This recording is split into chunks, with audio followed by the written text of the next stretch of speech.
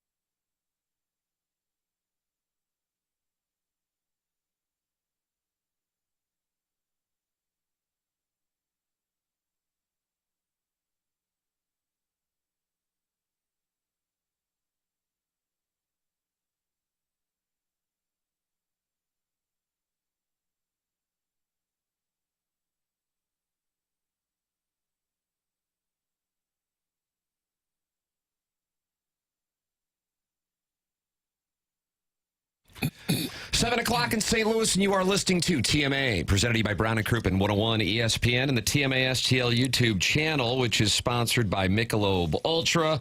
And Doug, no, I'm not going to be much good to you, as I'm in a deep, deep funk after that performance last night.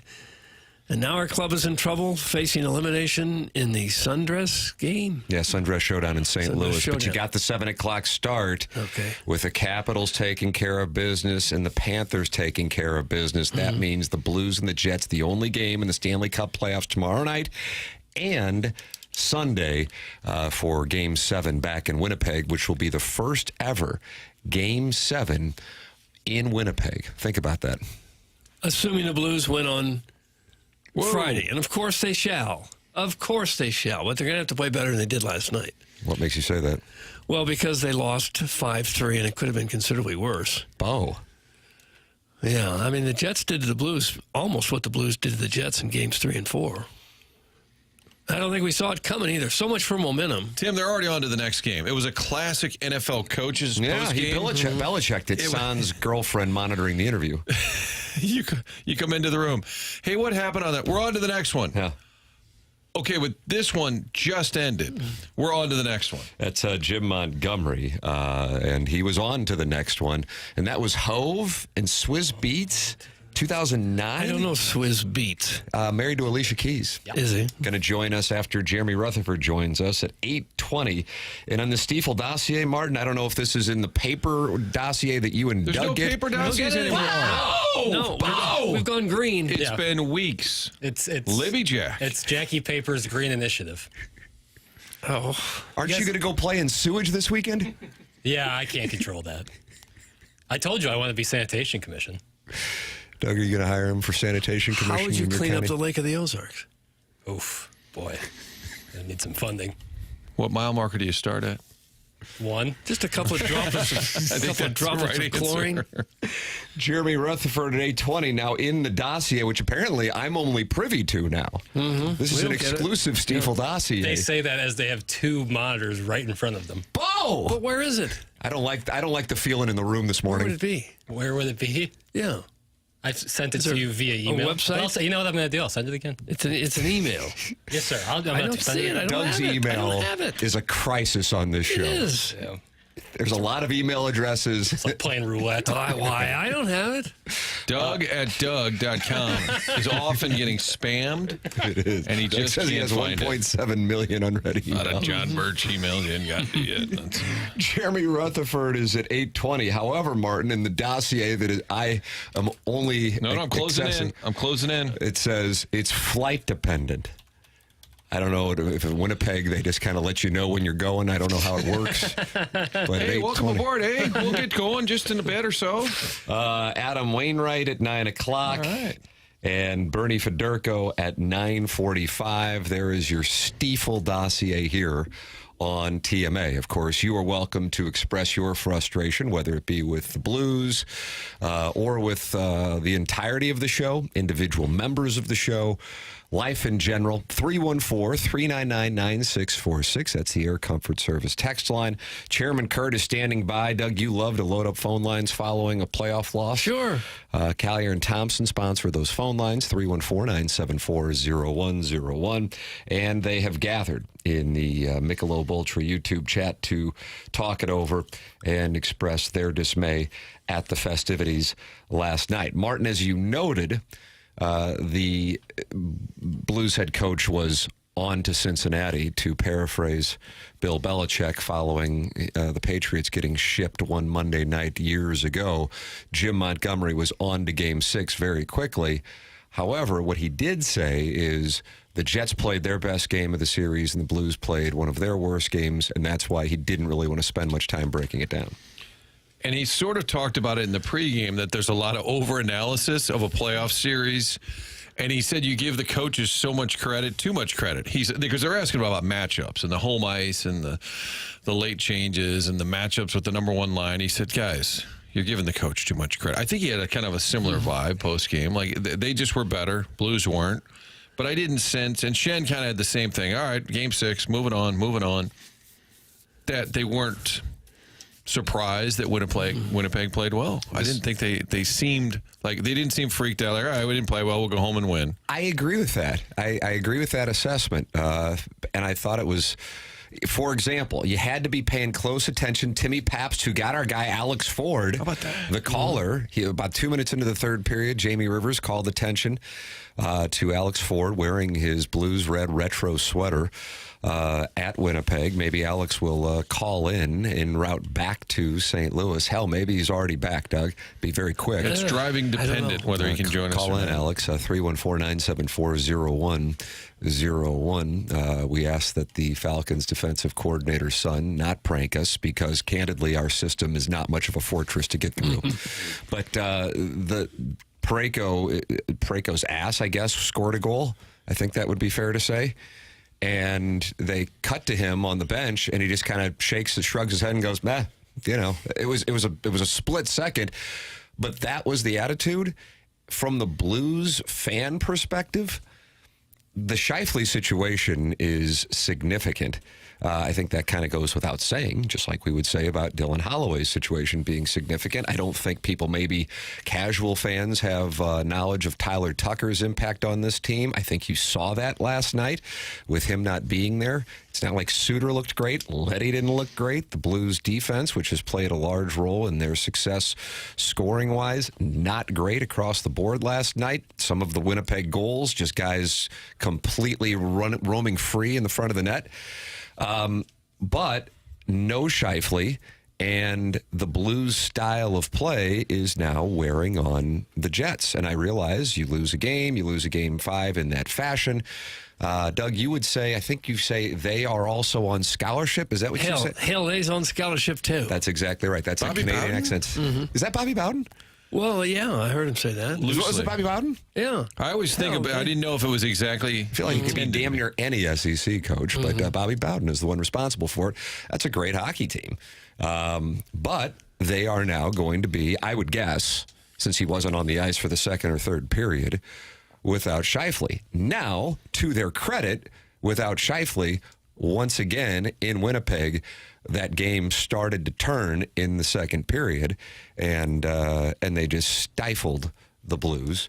And there were a lot of complaints in Winnipeg, about Hellebuck, and he had the save of the game with that pad save, but also secondary scoring, and they got the secondary scoring, except the secondary scoring came when Scheifele went out, and they had to make adjustments to their lines, and that's when they took over that game.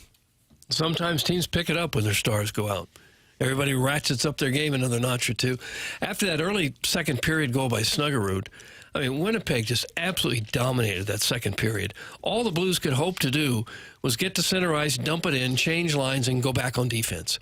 That was most of the second period. They're lucky they didn't give up 2 or 3 more in that period because they were just thoroughly outplayed in the second. And then still came back and had some chances in the third. Yeah. John Kelly pointed out the Jets had yet to score a second period goal through 4 games that the Blues had led or won that period 5-0. But when Snuggerud scored, just looking at the screen, it was 7 shots total at that point. Here we are, 6-7 minutes into the second period. It's their 7th shot, and you got this guy Hellebuck, who everyone in the planet's talking about. I think he needed to get as many pucks on net to kind of test him. And obviously, you give the Jets credit for not allowing that. Or maybe the Blues didn't get to their game, Doug. They didn't get to their game. No. But I would have loved to have seen him face 25, 30 shots. Winnipeg's system, when it's Jets playing Jets hockey, and we had the guest on from Winnipeg yesterday, Jim Toth, and I know some people were listening and they didn't like that he was kind of talking about, hey, this is the Jets. This is the Jets to win. This is also the Jets to lose because the Jets are the superior team. I realize when you're on in the opposing team market, that isn't going to play well even if the team had the regular season that the Jets have. I do agree with him on that. I also don't think that this is really the full Blues team that they have been playing, and that kind of goes without saying considering Holloway hasn't been a part of it, and last night was the most minutes Colton Parayko had played all series, so they aren't necessarily getting the full Colton Parayko, even though he's back out there after missing a month with injury.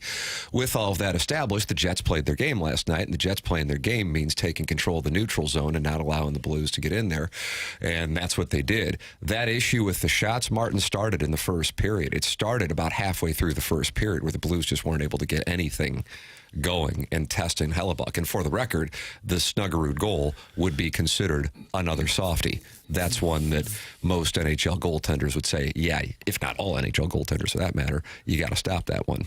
That's what Snuggerud does that I like. He just shoots it. He just fires away as soon as he's got it. I wish more of them did that because they did pass up a few shots. But some nights, everything just clicks. The passes are tape to tape. The shots pick the corner of the net. And then other nights, nothing really works. And that's kind of where the Blues were last night. Blues got puck luck in Game 4. Winnipeg got it in Game 5. And I think that's why Montgomery had the attitude that he had. Now, with that said, as the Lightning and Panthers wrap things up last night with the Panthers advancing, and you had a little sidebar going between Panthers head coach Paul Maurice and Lightning head coach John Cooper going back and forth. We now have that following Game 5. I realize many Blues fans probably are not aware of this, waking up this morning, seeing as the game ended probably sometime around 11:30. But following the game, Jim Montgomery, in a very brief media session, 3 minutes, he wasn't terse, but he just was moving on to Game 6 very quickly. He gave his assessment on what took place with Scheifele missing the second and third period, and Scott Arniel of the Jets was pissed about it. Let's start, Jackson, with Montgomery's comments, because this is what came first, and then that's what led to Arniel's response. Here is Blues head coach Jim Montgomery on Mark Scheifele missing the final couple of periods and what caused it. And let's make it clear. 55 got hurt from the Faxa hit. He played 6 minutes after the Shen hit. He didn't come back after he got rocked by Faxa. Because the assumption was Shen knocked him out of the game. So Scott Arniel then speaks to the media following that. Here's what he has to say. What were your thoughts on the Shen hit? Well, I didn't know Monty got his medical degree. I'm trying to say how our player got hurt. He's way off base. Should not make that comment. There's some things that have been going on in this series, and that was a repeat of what we've seen before. A player leaving his feet and then hitting a player in a very unprotected spot, like hitting them in the sense almost blindsiding them. Not happy how the call was made. 2-minute minor. Not even looking at it is what I was upset about. And it is something that we have talked to the league about for 5 games. Well, it wasn't much different than the Kyrou hit earlier. And I agree. He played after the Shen hit.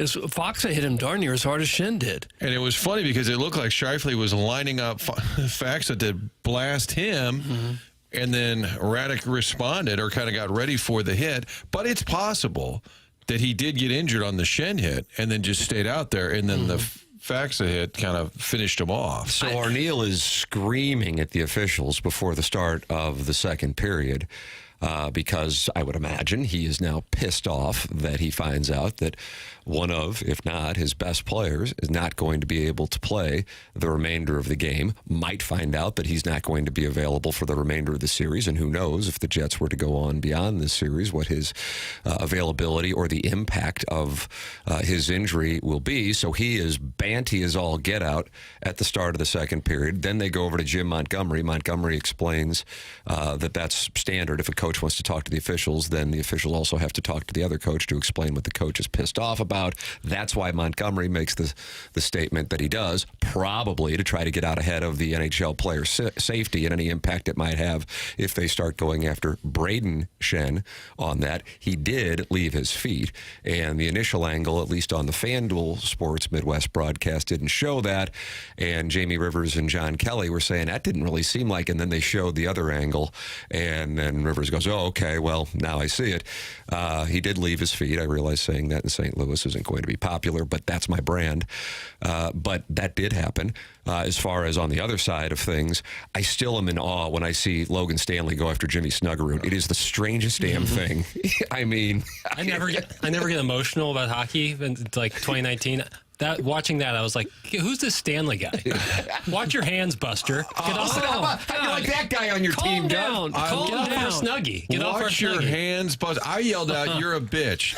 And the Fox, in the Fox 2 sports office last night, I was like, are you kidding? Producer Dave and I are like, what is he doing? Like, Snuggerud? What do you weigh, 80 pounds more than? Are you kidding me? And I couldn't believe it. I'm like, now it's a playoff series. I think It's like the biggest guy walking in the bar looking for the smallest guy to pick a fight with. It's something to behold. But now you have the two coaches going back and forth as Arniel's pissed at Montgomery for saying what he said. Montgomery had a strategy there, I'm sure, and that is, okay, we might have a problem with this. Can't have this happen. Team's already, in some capacities, diluted as it is with health. Robert Thomas didn't look great coming off the ice last night. Jordan Kyrou has had a really rough series, but I think some of that could be some of the hits that he's taken, going back even to the very first couple of games in Winnipeg, and then he took another one last night. Now the Jets are unhappy because you don't know what you got with Scheifele. Blues have been all over Morrissey. And so now, you got a Game 6 on a Friday night at 7 o'clock in the Sundress Showdown special in St. Louis. How do you do? Well, I'm fine. The penalty I hated the most was the one on Sundqvist for embellishing. He took an elbow to the mouth, falls down, and they call a penalty on him for embellishing? He said after the game, he said, well, I've got blood and my teeth hurt, but I guess that's embellishing. He actually, we have that audio. Take a listen. Here is 70. I mean, I'm bleeding from my lip and my teeth are hurting, so I don't know how that's an embellishment, to be honest. No, God bless. That was a terrible call. They were missing penalties on both. I mean, the Blues had Bolduc one time, and I can't recall the other one. But I respect it when writers are not in the get me likes business on social media. And Mike McIntyre, my guy in Winnipeg, was saying they just the Jets are fortunate because Bolduc took a shot to, I think he called it his male global region. Global? Yeah. Oh. And or his gentleman's region. Something along those lines. Like a gentleman's sweep? Yeah, gentleman's sweep. A couple of those last night. And so the Jets were fortunate that wasn't called. There were two of them. So, that was an advantage. The fact that the Blues dodged some bullets as well. But, yes, the embellishment call on Sundqvist may have been the most egregious thing that was actually called. And then in the second half of the game, they just called nothing. Yeah. Zebra swallowed his whistle. Aye. And they called everything early on. They just kept stopping the game. Yeah. I'm like, here we go. The ref show. Here we go. It felt to me like they got caught up in the home crowd there a little bit early. Yes. The Sundqvist penalty might be the worst penalty I've seen this year. And if you see him play, he's always kind of flopping and flying. He looks tipsy, topsy-turvy, like the way he plays, because he's out there pinballing off people. To see him go flying back, it just seemed like a terrible call. And they're like, oh, no, we got this. We're under control here. And then the rest of the game, like, okay, you guys, never mind. How often do they ever call embellishing?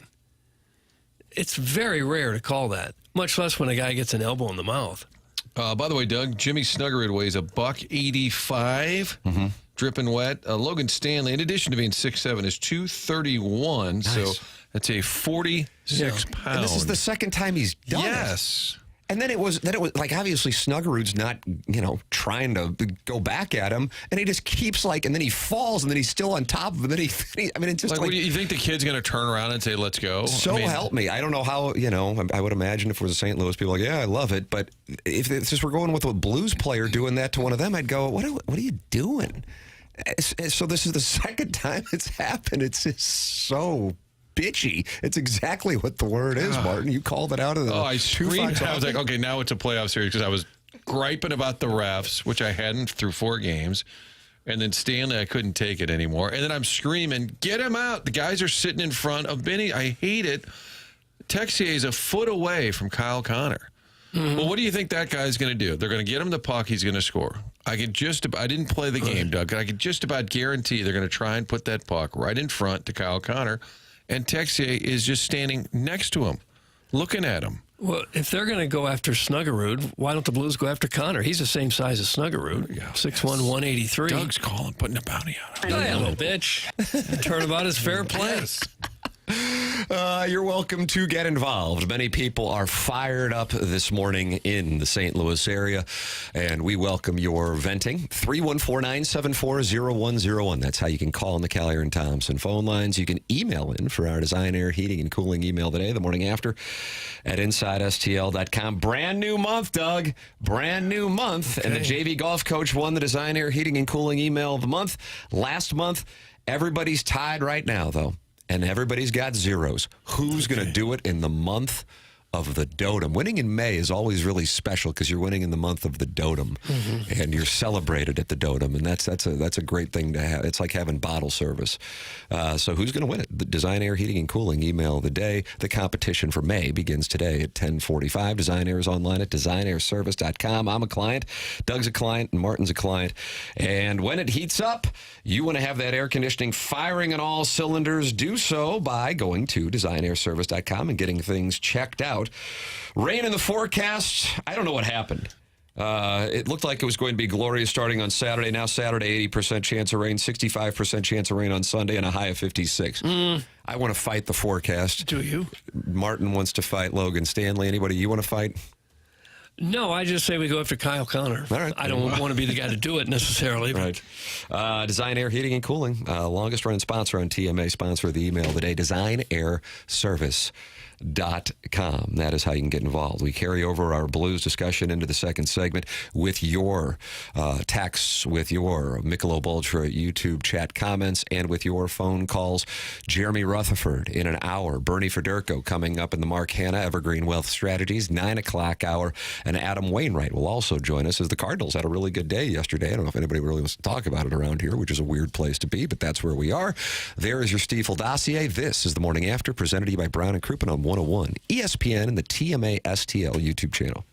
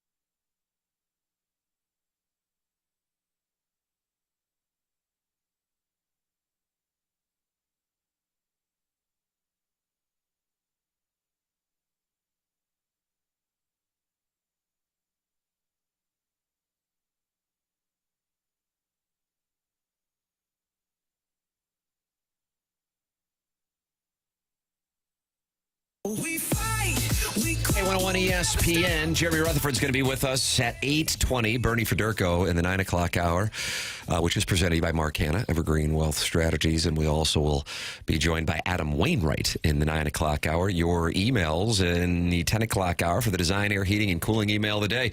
This is a chance to compete with Buck Swope, who is at war right now with Dan Jansen. Doug Dan Jansen's in the Michelob Ultra YouTube chat. Sharon and Clayton is at war with the self-made stay-at-home Ladue mom. Mr. Licks is at war with the Orson Woods Wacko, and Jim Montgomery's at war with Scott Arniel. For those of you just joining us, Jackson, let's reset the conversation back and forth post-game last night as Jim Montgomery addressed the media on Scheifele missing the last couple of periods, and then Scott Arniel not being happy with Jim Montgomery's comments. Here's Jim Montgomery first. And let's make it clear. 55 got hurt from the Faxa hit. He played 6 minutes after the Shen hit. He didn't come back after he got rocked by Faxa. All right, there's Jim Montgomery. A few minutes later, Scott Arniel, the head coach of the Jets, is asked about it. Here's what he had to say. What were your thoughts on the Shen hit? Well, I didn't know Monty got his medical degree. I'm trying to say how our player got hurt. He's way off base. Should not make that comment.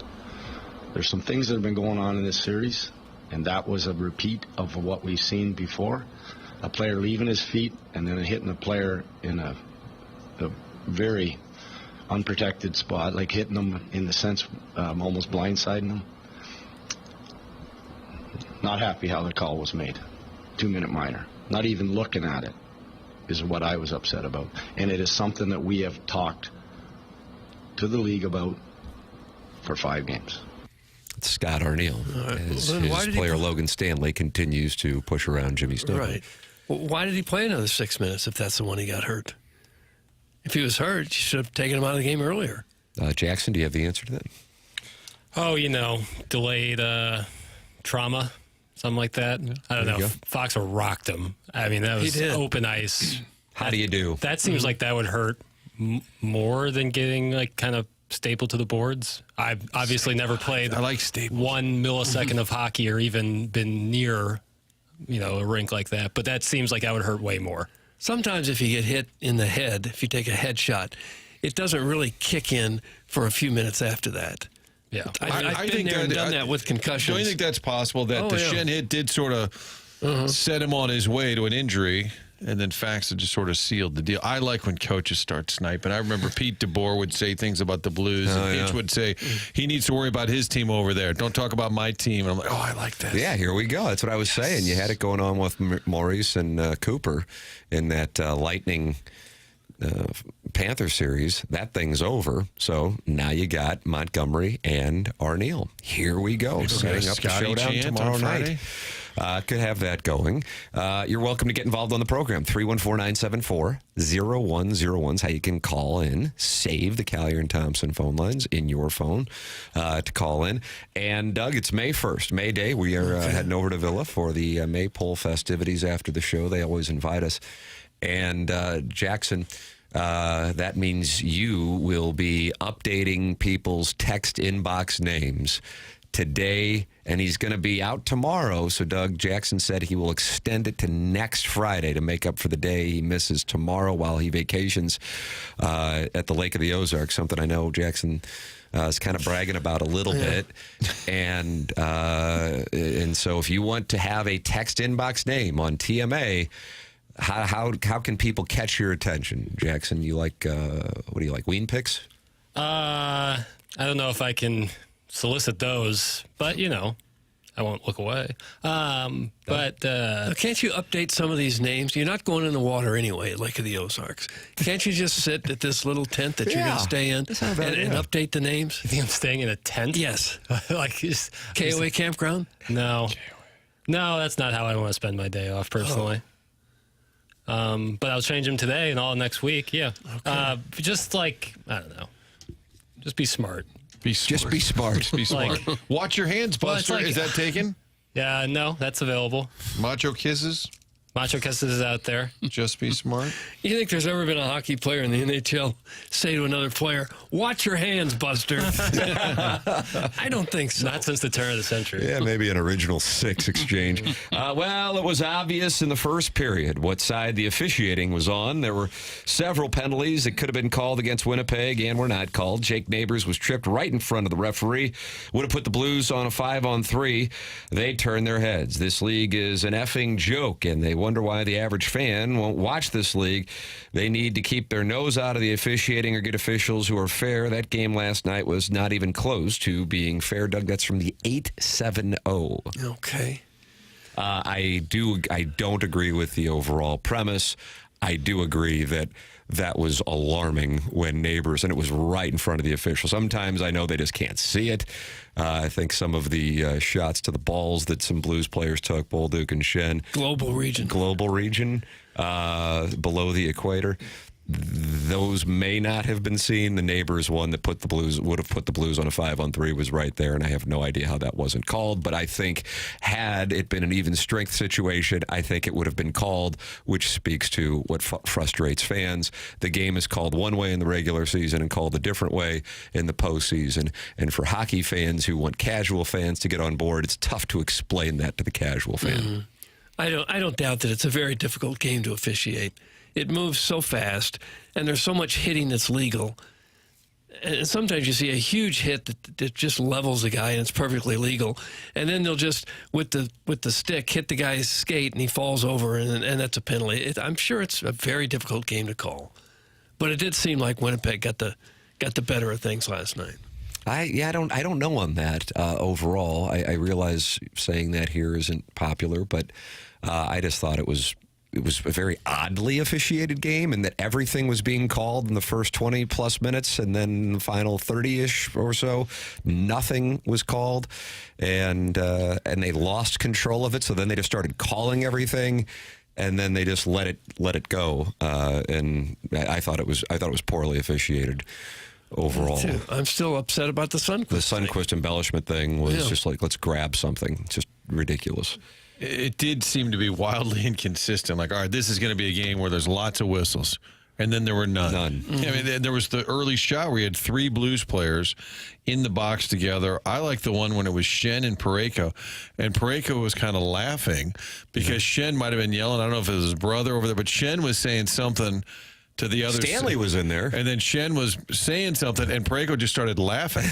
And I'd never known Schenner to be a one-line guy. I'd be curious what those guys think about Stanley going after Snuggerud. Like, were they laughing about that, or are they pissed by it? I mean, because again, it's one of those, like, if your buddy, you made the analogy, Doug, of like the biggest guy in the bar walks in and he beats up the littlest guy in the bar, like nobody would go, nice job. Mm-hmm. You know, now if the guy is the little chicken hawk and trying to cause crap, then okay, well, that's a different deal. That's not what Snuggerud's doing. He's just this, and again, it's the second time Stanley's done it. It is what Martin called it in the first segment. It is a bitch move. It's just such a strange strategy. Yes. Remember the cross checks in game 1 or game 2 where he just kept doing it. Again, like, okay, enough. Why isn't that a penalty?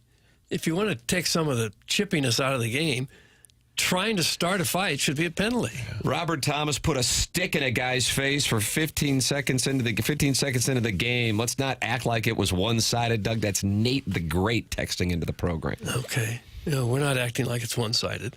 Bottom line, we got our ass kicked. Friday return to favor. Let's effing go! Oh, watch That's your from Chairman hands, Steve in Buster. Wildwood, and he's ready to run through a brick wall. Okay. Let's do it. Can't wait. Boy. Yeah, I will agree. Winnipeg was a better team last night. I don't think there's much doubt about that. Even when they tied it at 1, you're like, well, maybe. And then they tied it at 2. You're like, maybe. But you never had a great feeling about the way they were playing. I never felt like, they're going to come smoking out in this next period. Oh, they're going to really take hold of this game. Just because they weren't getting shots on net. I thought that was the whole key. Well, there was that on that end of the ice. I agree with you 100%. In general, the fact that Winnipeg was able to do what Dallas was able to do in Game 5 against the Avalanche, I thought was so critical. If there is any carryover from what transpired, obviously, to the Blues' favor in St. Louis in Games 3 and 4, when they scored 90 seconds in, I mean, boom, that extinguishes it. The Stars scored 11 seconds in against the Avalanche. Any carryover from that 4-0 Landeskog celebration in Denver put to bed right away. So, boom, you snuff that out, and St. Louis games 3 and 4 are immediately forgotten. So that, from the Blues standpoint, sucked. And then specific to the other end of the ice, you had 2 different goals, and the first one was a case of it's sloppy.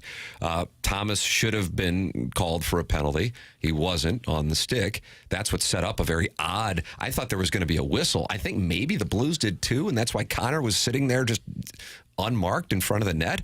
But yeah, the Blues were off and kind of doing what Winnipeg was doing in St. Louis and letting guys get close to Binnington, and that's how they were able to get those kinds of goals.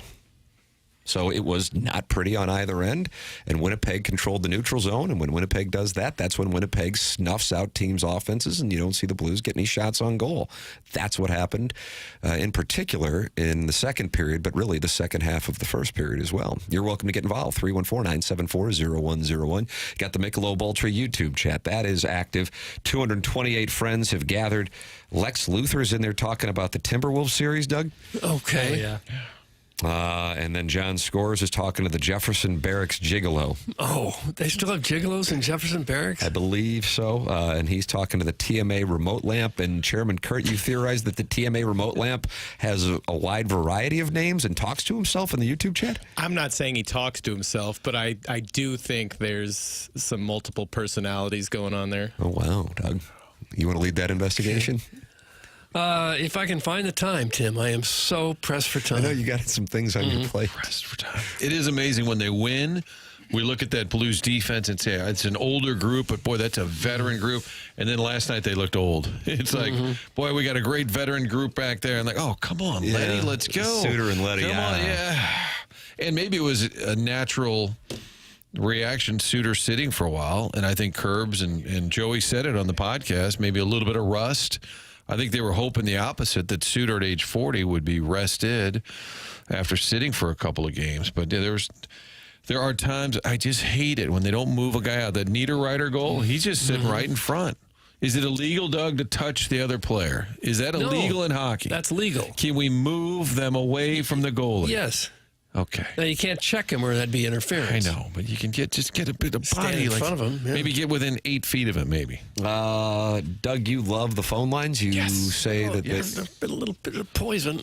Martin Ron is not happy, and he is with us here on 101 ESPN. Good. Ron, you're We're not on happy either. Jackson Burkett. Good morning. Good morning. My question is, when in the heck is Kyrou, our $8.5 million man, going to start doing something other than coughing up the puck in the offensive zone?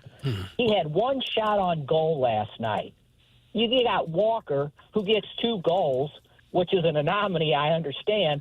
But, I mean, Kyrou's supposed to be our big gun. He's doing nothing. Oh. Yeah, he had the 1 goal early in the series, and Chris Kerber on that podcast, again, Curbside referenced the big hit on him early in the series. He didn't say he's hurt, but he said he hasn't been the same since that hit. Remember, we talked about it the next day, how he came back and played. Ray Barilli was with him on the bench and looked like kind of sniffing salts, adjusting his back, whatever they did. So I don't know, Ron, maybe he is nicked up because of that, and then what do you do if you got a high scoring player, but he's nicked up, you're still going to roll him out there. But you're right. They need, maybe this is the Kyrou game on Friday. They need something from him. Ron's gone. Oh, he just hit and run. Yeah, I like it. I like that. He slept on that all night.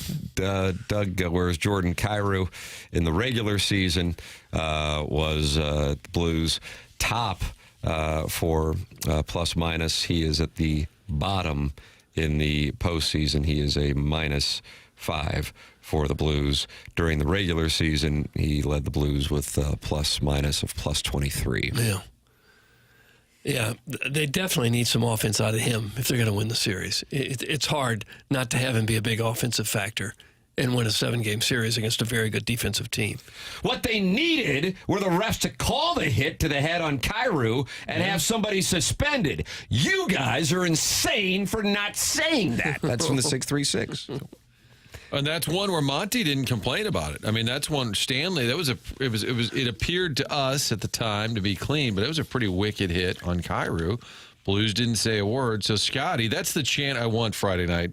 Tim, when the refs calls are bad, I want them to chant Scotty. Oh, nice. For Jackson's guy, Scott Arniel, who until maybe a month ago, I didn't really know he was the head coach of the Jets, just to be honest. Jackson found him to be the 5th most attractive head coach in the NHL. Of course, Lindy Ruff, Jackson ranked number 1. Yep. Leaving out Martin St. Louis is just a big mess up on my part.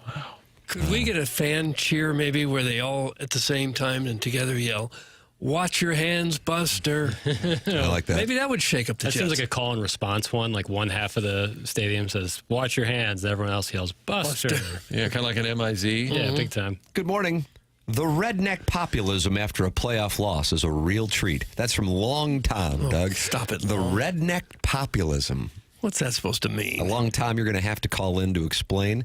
314-974-0101 from the 618. I still think we're playing with house money. We're a very young team with a window opening. That is from the 618.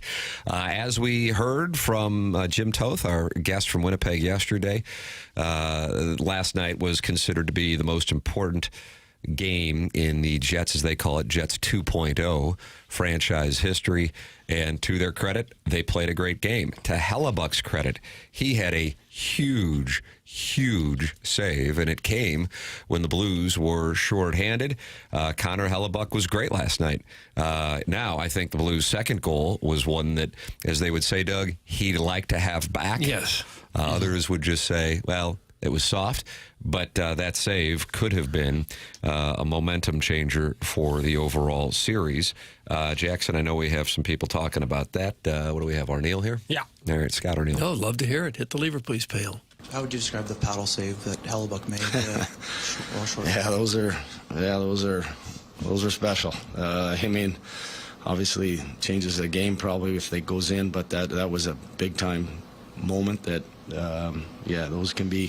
that's a game changer. It really is, and that's what we needed. He said you guys talked to him, I talked to him, and he delivered. Okay. He did. That was a hell of a save. Mm-hmm. We're talking about the Sunquist shot. Got to doff your cap. Right. I love the graphic on Midwest or Sportsnet, whatever we're calling it, the FanDuel network thing.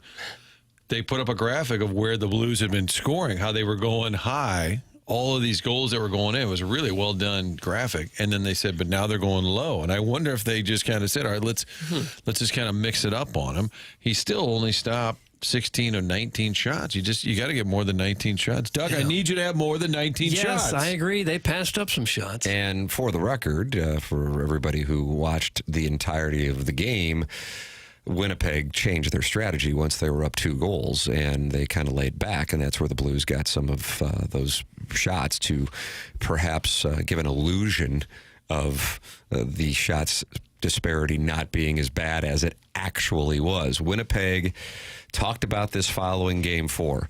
That is a team that if they get up 2 goals, and I believe minus the empty netter at the end of Game 1, when they got up 2 goals in the second period, that was the first time they'd been up 2 goals in this entire series. That is so deadly with this Winnipeg Jets team. It is so deadly. And it, fortunately, from the Blues standpoint, it works to the Blues and whoever plays Winnipeg's advantage on the other side of things. It's just not a team whose style lends itself to big comebacks.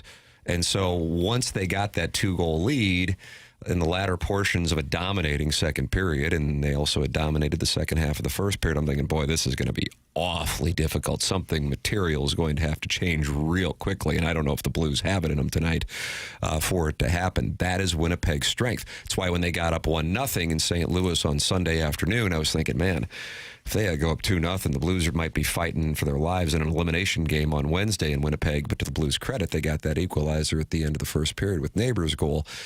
And then we're able to jump out ahead. And once they go up 3-1 on the Jets, you're going, that's going to be really tough for this Winnipeg team because their strength is clogging that neutral zone and making teams have to battle to get in there and get shots on Hellebuck. That's a monster part of their success. They were able to execute it again last night, kind of in a similar way that they were able to do it in the third period of what was a game they were chasing and eventually tied in game one in the third period. This is where I am on it. And hey, maybe I'll be wrong, but number one, Scheifele, I would be surprised if you see him skating for Winnipeg tomorrow night. The days of the 2 days off in between are over.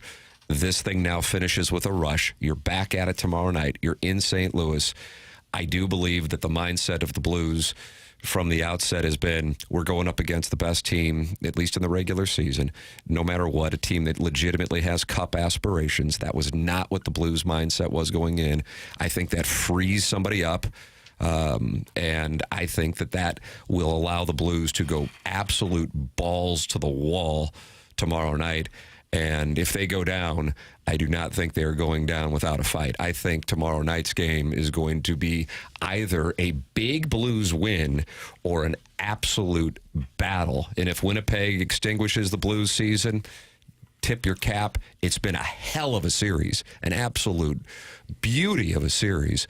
And on a Friday night, 7 o'clock in downtown St. Louis, with the Blues in the mindset that they've been in, essentially fighting for their lives anyway for the last 2 months just to get into the postseason, I'd be shocked. And maybe it'll happen, but I'd be shocked if the Blues don't go out without sending a monster message. That's what I expect from this team. And I think from that standpoint, if you're a fan, you're in for some entertainment tomorrow night in St. Louis. Yeah, I think if it's late in the game and the Blues are going to lose, keep an eye on Stanley. Where is he and what happens to him? Whether that's right or wrong, I think there is some redneck populism that goes on this time. Redneck populism, Doug. And I am here for it. I'm all in. Mm-hmm. This is the time of year where you start to hate that. At the beginning of the series, you don't have any opinion of Scott Arniel. He played the game. It's great. You have no – even Logan Stanley, he's a big kid. Okay, now we don't like any of them. Right. Ship them back to Manitoba in body bags, Doug. Oh. Except for they got to play Game 7. Yeah.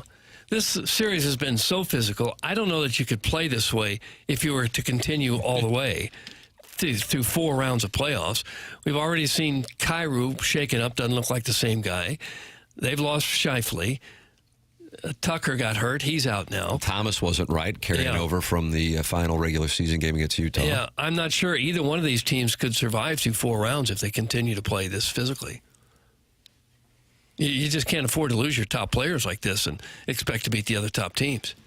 And yet, when one side is as physical as the Blues have been, the Jets have to answer that, and vice versa. Doug, you're getting a gift here from the Warson Woods Wacko. Okay. Doug, what is your email address for me to send these Battlehawks tickets for Friday night? Holy crap.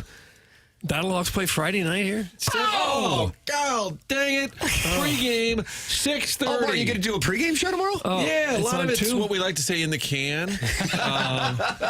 I'll be at Lay's Note tomorrow, but we've got a terrific show. My colleague, Kevin Ryans, will be hosting. Big opportunity for Kevin to host. Is that right? While I'm at the hockey game. Did they tell you to host and you said no thank you? Well, there's a lot of logistics behind the scenes of why it played out. There actually are. But Battlehawks play Arlington. Jackson, with your Lee's Recipe Chicken, that game is a rematch from a couple of weeks ago when Bobby Stoops stuck it to your Battlehawks. Rematch, 7 o'clock, Doug, at the Dome. It is Friday night. Cardinals, I don't know if it's a 7:10 or a 7:15. You got Juan Soto and Lindor and Doc Gooden in town all at once. Doc's not pitching. And then the Blues. It's unbelievable. They all are starting. That's why it's a sundress special. By the way, last night's puck drop, 53-30. You guys cashed in on the over. The over ships. 53-30. Well, I stayed up for the whole thing. You did too? Yeah. Did you watch the whole thing? When the Lakers. empty net with 3 minutes left, I switched over to the Laker game. Watch it to the end, please. They're up 3 goals. But we came back and got one of those back. Yeah. Walker got another. Walksy. Still down 2. Got another. I'm surprised to hear that. I botched a load of laundry, and so I kind of had to stay up later. Now we have the... How did you not tell us this at 7:01? I forgot to put a Tide Pod in, and so it was just water that was washing my clothes. And I would have been fine, but it kind of didn't have the smell I want, so I redid the laundry. What do you like, that downy freshness? I use Tide Pods, so like it's the one with I think it has some downy in there. Oh, it smells great. It used to be, back when I was about your age, I don't know if laundry detergent is better now, but if you didn't separate all the colors and you put something red in with something white, everything would be pink. I've always saw that in like cartoons and TV shows. That's never been a thing. No, I've never had to worry about that. I haven't seen it in 20 years, but boy, I wore some pink underwear at Mizzou. Ooh, there we go. That off. Made me feel pretty. You can't watch Game 7, Jackie. That's from Chairman Steve in Wildwood. Can I watch Game 6? Chairman Steve, can you tell me that? Now you're going to be at the Lake of the Ozarks for Game 6. Yeah, and all my What buddies, are you boys going to be doing? All my buddies are going to want to watch the game. All right. So I'm going to watch the game. Regardless of what Steve in Wildwood wants me to do. Chairman 2023 listener of the year. Chairman Steve needs to know that Jackson's already on to Game 7. He's moving on. Yeah, clearly looking forward, We got to win Game 6, baby. You think there's going to be some retaliation on Shen? You think they're going to... can't get too carried away. I think they'll both play to win for a while, unless the game gets out of hand. Then they'll if look it's for too him. close, you can't take a penalty. It's going to cost your team. Especially on the road like that. That would probably get the boys going for the Blue Note. Was it beyond predictable that after Arniel's bitch session going into the second period that the Jets would get an early power play? That struck me as if there was a market for me to bet that, I would have been placing some action. The human nature of refereeing is hockey, yes, college basketball, and the ref's literally standing next to him. Literally walking down the court in his ear, and then about a minute later, like, that's a block. They almost always fold once the coach gets in their ear. Can't wait, though. This is going to be up too. And I think Battlehawks will still have high 20s. Their crowd goes. Don't you think you should be there for your station special? I agree. Thank you, Doug. Well, I feel like the network has really got this under control. It's a network vehicle, and then Cards, Mets. Yeah. That's going to be a tougher sell. Battlehawks, again, they only have 6 home games. Their fans are, the ones that go are into it. They're diehards. And I'm a big fan. Populism? Is that a thing? There might be some redneck populism over there. Yeah. Maybe some elitist apathy over at Clark. Elitist apathy. That might be taking place, countering the redneck populism. Let's see what's doing in this Michelob Ultra YouTube chat where 281 friends of the Feather have gathered in the 7 o'clock hour to talk it over. Michelob Ultra sponsor at youtube.com/TMASTL. Is that a crown behind Martin? I need papers to wear it. That's from Chris Mack. Martin, you have a crown? Yeah, there's a crown. There's been a crown back here for a while. There's the conductor hat. And then there's a crown. Papers, you want to wear the crown? I don't know if I'm deserving, Well, you were all over the T-Wolves.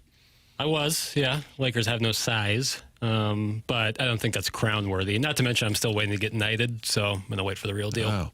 Will LeBron retire? Is it time for Bronny to take the reign from his father? Will the crown be passed in L.A.? We'll be joined by Jeremy Rutherford. It says it's flight dependent in the Stiefel dossier. Fingers crossed. Well, by now, can we confirm whether you would he think. is? He's in the air. We're at the mercy of the bird, Well, brother. he's already on his way back to St. Louis? He's got to stop in Minneapolis. And so in the layover between the Minneapolis flight and St. Louis, which is a tight window. I would say the Winnipeg to Minneapolis flight has to be pretty brief. Yeah.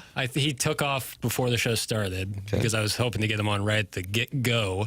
But so we're at the mercy of the bird. There's not much else I can say on that. That's scheduled at 8:20. We know Bernie Federko's in St. Louis. He was on the post-game show last night and pregame show and intermission. Hell, I don't know. He was on. So he's Martin at 9:40. Adam Wainwright, 9 o'clock. Design, Air, Heating, and Cooling email today. Coming your way at 10:45. Imagine being so inbred that you have to watch the Battlehawks over a Blues Game 6. That's from Mr. Side. That's a byproduct of sleeping with your cousin? I wouldn't think so. That's what Mr. Siders says, and Jackson spent an afternoon with him on the golf course where Mr. Siders was stunned by Jackson's 7-iron distance. It's true. We didn't really talk much incest. Oh, it doesn't usually come up, does it? At least not in polite society. Talk much incense. That or incense. Jackson, Tiger Warrison Woods, Doug. You want to take a look at this in the text inbox? Lord. How many times he has... Okay, blocking. Okay, blocking. I mean, it's crazy. He wants his name updated in the text inbox. I think he's sent... I don't know what the number is. It just is... Well, it's really funny because he keeps asking, and then in the middle of... in between the 14th and 15th ask, he goes, do the Cardinals have the lowest attendance? Of the three, Martin, what do you think? Now, the Blues can only fit so many people in the building. I think the Mets are a draw, and people may have bought tickets in advance. And there are some Cardinal fans who don't give a rip about hockey. And there are many Cardinal fans who come from places far away that have this scheduled with the family. You know what I mean? Yeah, I think sold tickets, Cardinals may be number one. In the house, I think they'll have more people in the house than the Blues. I think they'll have low 20s, maybe at Busch. I think. Because of the Mets weekend series. What's the giveaway, Jackie? Ooh, let's find out. Cardinal giveaway. Yeah. Giveaway schedule. I got it for you right now. That's pretty quick. Shout out to the promotions. Yeah. Oh, I've seen this on the on Instagram and TikTok. It's a Cardinals reversible bucket hat. They've been doing the Michael Ciani. Doug Dotem wears bucket hats to the Dotem. Victor Scott and Mike Ciani have been doing like this Instagram video for the last week that I've seen about this. And you know what? Pretty sharp bucket hat. It's City Connect inspired. Yeah. Do you wear a lot of bucket hats yourself? Only because I have so few of them. If actually I have none. So, yeah, I would. Okay. Oh, also, then if you get a theme ticket, you get a Grateful Dead jacket as well. My brother was really interested in getting one of those. It's pretty sweet. Is it Jake's leg playing? Is that tomorrow? Doc Gooden will be there. The Mets. Battlehawks, though, to me, Doug, is the lead on Fox. But you're not going to be there. Well, I know. I regret that I'm not going to be able to be. I'm actually going to be at the walkthrough today, Doug, acquiring some interviews in advance so we can kind of work ahead. Maybe put a few things in the can so that Friday can free me up a little bit. A lot of things going in the can. Kind of to free me up for a little bit of hockey on Friday. The Battlehawks have a walkthrough? Yeah, Doug. Of course. I would have thought they'd showed up on the plane that morning, played that afternoon, and head on back to Texas. The game is flight dependent. Scissor Me Timbers is appalled. This guy hits a 7-iron, 138 yards. No. 138 yards? That's from Scissor Me Timbers. Two things. One, I did see on either Golf Digest or some golf Instagram account say that's the average 7-iron distance for American men. Second, I hit it further than that. And then also, on Sunday, the Cardinals giveaway. You like this, Doug?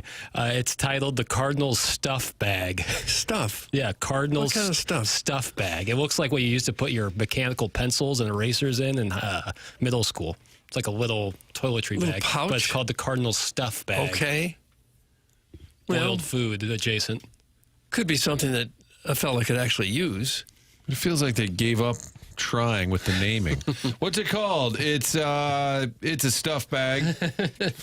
That's it? That's what I like about it. Okay.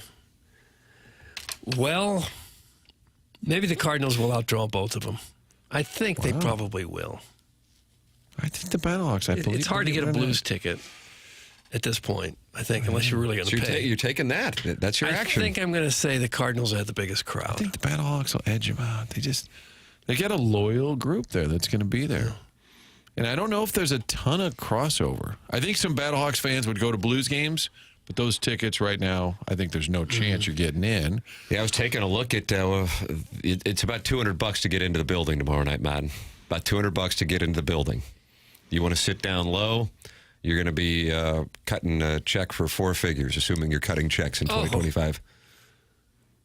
It's more than 1,000? Well, no, I should say if you wanted to bring a guest and assuming you're not going by yourself, like our friend Alec Ford, who was shown last night. I love the fact they featured him. Yes, indeed. I sent you guys a screenshot.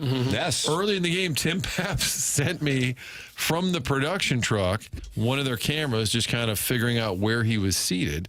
And it was a stark contrast, the old retro red in the middle of the Winnipeg white. Good for him. The first shot they had of him, someone stood right in front of him on the camera shot. You notice that?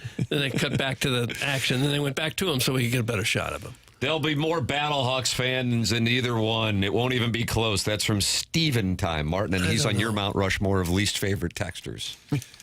I've lost track. You can text There's in so many. 314-399-9646, Air Comfort Service text line, Michelob Ultra YouTube chat, and of course you can call in like Ron did with a hit and run, 314-974-0101. Jeremy Rutherford at 8:20, Adam Wainwright 9 o'clock, Bernie Federko 9:40, and of course you can email in for our Design Air Heating and Cooling email today, the morning after at InsideSTL.com. The show's presented to you by Brown and Crouppen. Brown and Crouppen is online at brownandcrouppen.com, or you can call them at 314-222-2222. Terry Crouppen, Andy Crouppen, and Ed Herman, who is in studio with us. Thrilled to be able to talk to one of his childhood heroes, Dwight Gooden, when he joined us on Tuesday. Brown and Crouppen is local. Founded in St. Louis in 1979, and they are committed to the St. Louis area. And if you're in a spot where you need a personal injury attorney, wouldn't one of the qualifications you want is somebody who is local and somebody who knows the market and the legal environment? That is Brown and Crouppen. Online at brownandcrouppen.com, 314-222-2222. It's Brown and Crouppen. Remember, the choice of an attorney is an important decision and should not be based solely on advertisements. We will take a commercial break as we go into the Fisher Window and Door Store 8 o'clock hour. It's TMA, presented to you by Brown and Crouppen on 101 ESPN and the TMA STL YouTube channel.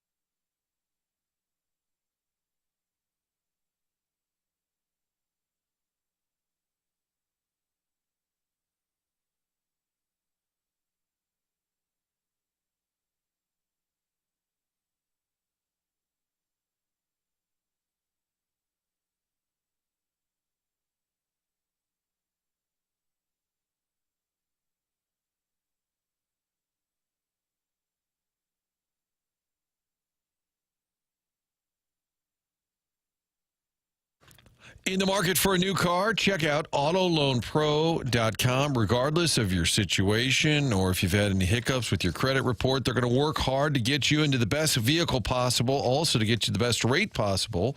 Auto Loan Pro works with over 50 different lenders. When you're looking for a car, looking for the best financing, there's only one thing to know. Choose the Auto Loan Pro. Great website, AutoLoanPro.com, and scroll down. You'll see Robert Thomas, who supports the program as well, and then find the free playbook. Towards the bottom of that website, the playbook that you'll want to download is going to explain to you the credit industry, how it all works, and how maybe the next time around you can get this car or that car. Download the free playbook, find out more, get the best rates possible. The Auto Loan Pro is going to help you get into your next vehicle. Real simple. Online, AutoLoanPro.com. Auto Loan Pro is part of the Lita family.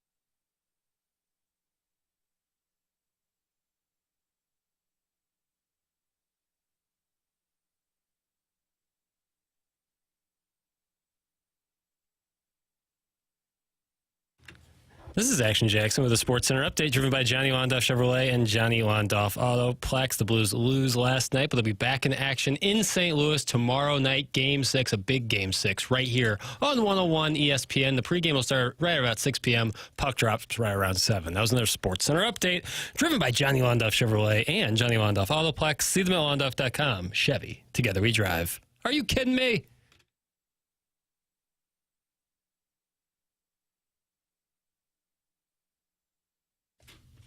It is the Morning After 101 ESPN 8 o'clock hour is brought to you by Fisher Window and Door Store. Jeremy Rutherford joining us here in about 10 minutes as he makes his way back from Winnipeg to St. Louis for what Jackson Burkett just said is a big Game 6.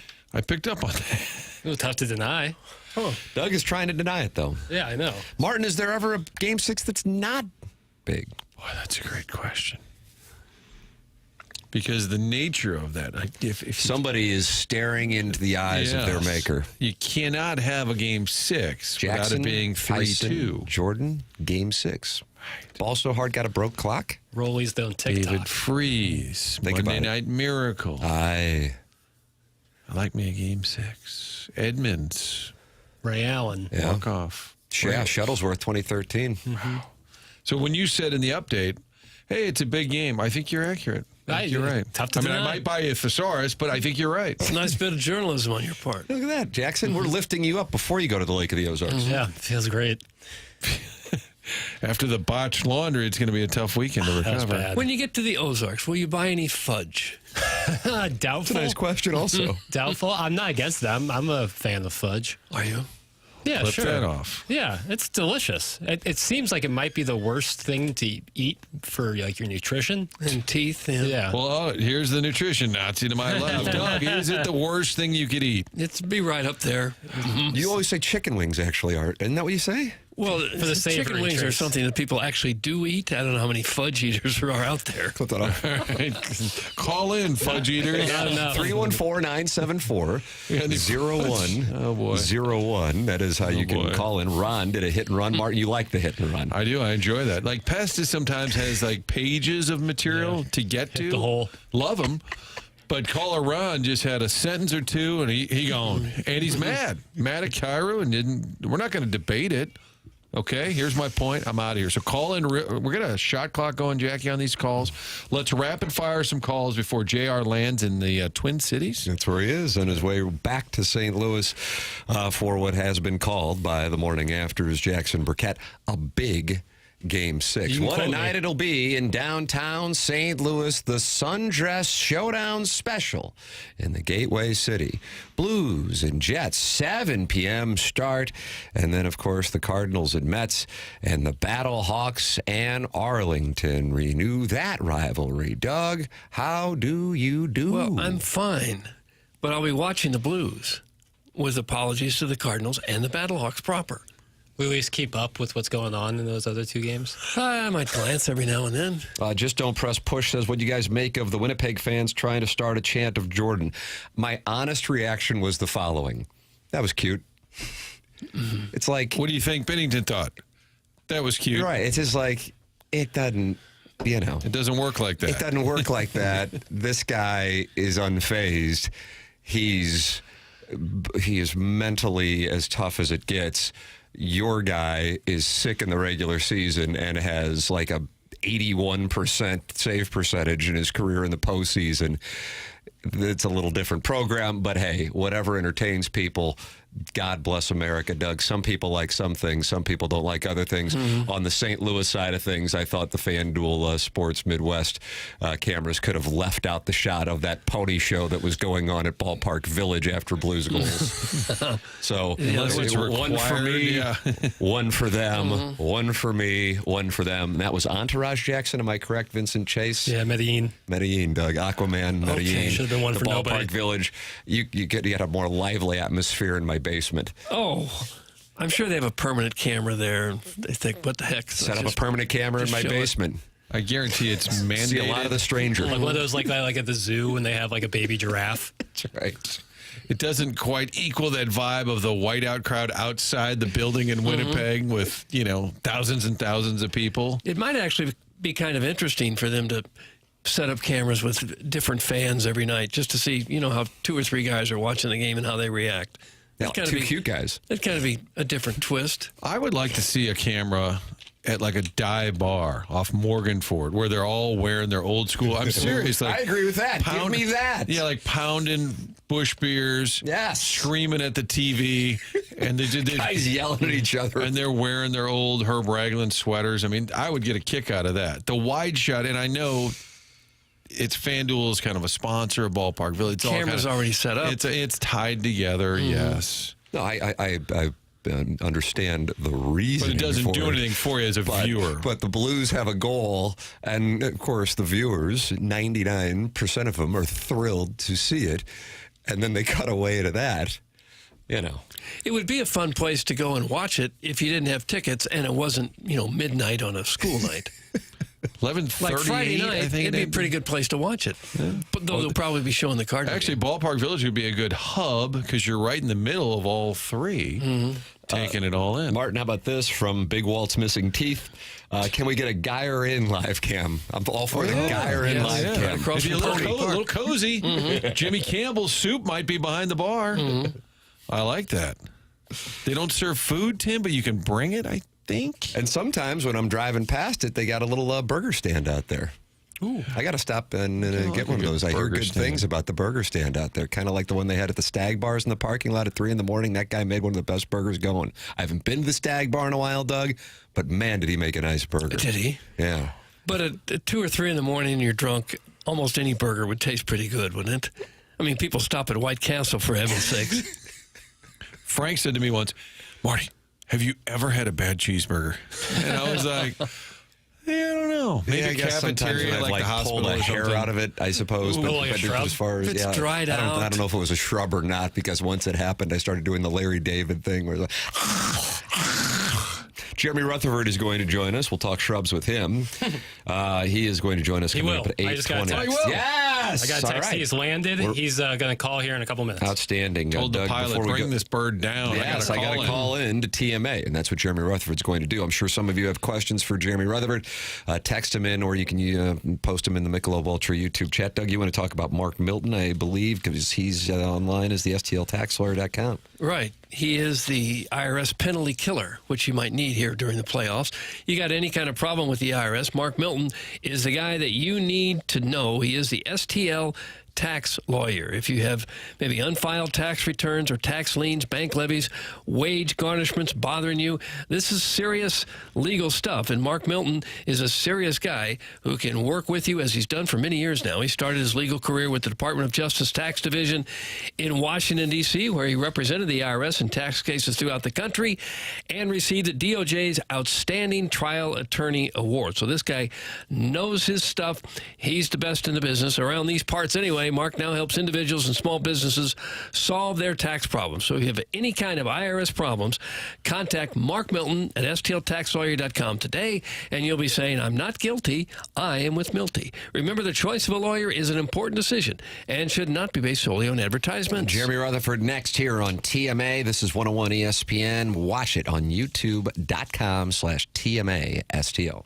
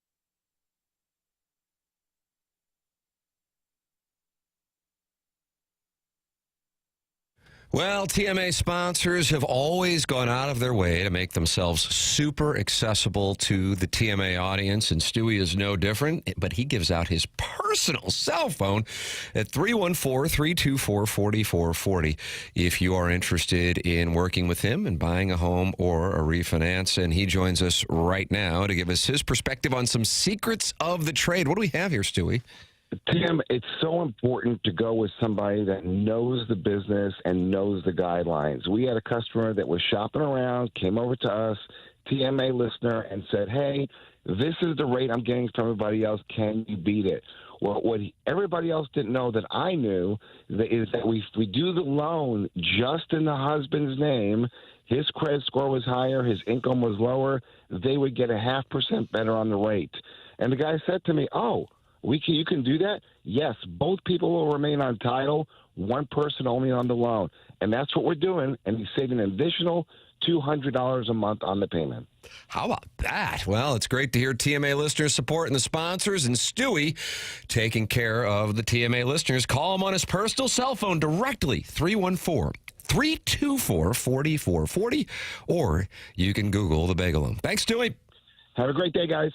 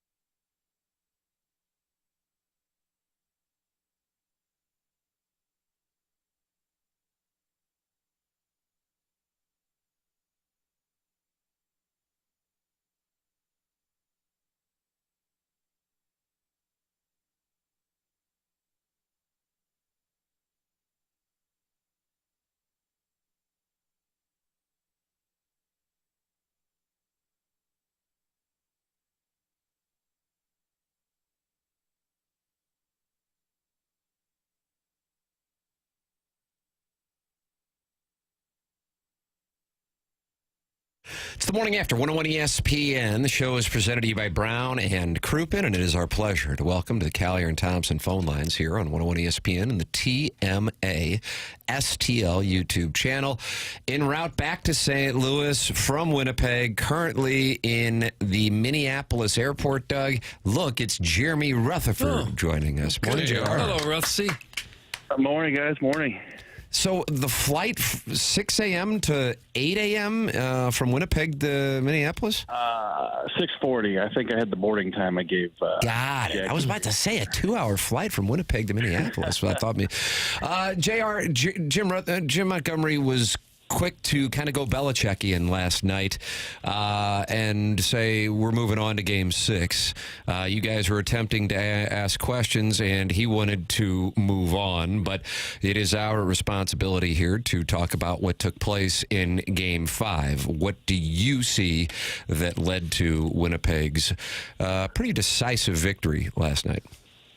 Yeah, Tim, I thought it was going to take at least question 2 or question 3 before we got to the let's move on, but it was question number 1 from Jim Montgomery. So I think it was a situation where the game was there and the Blues were off. I felt like they had some offensive opportunities, even though there weren't a ton of shots, just 19. But you had the Oscar Sundqvist 2-on-1 he gets from Nathan Walker. He says in the locker room 9 out of 10 times, I bury that one. I think that Jimmy Snuggerud makes a heads-up pass over to Colton Parayko right there, wide open ice, and just takes his time to kind of get rid of it. And so I think there were some offensive opportunities. And against a goaltender who's been chased twice back-to-back games, I think whatever you can get on that, you have to do it. The Blues didn't do that. But that's not to say that they put those shots on. They could have won. They certainly weren't at their best last night.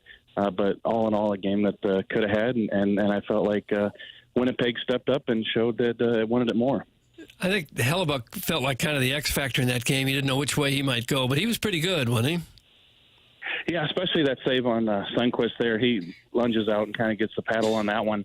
But, that said, that Snuggerud goal wasn't a great goal for Connor Hellebuck to give up.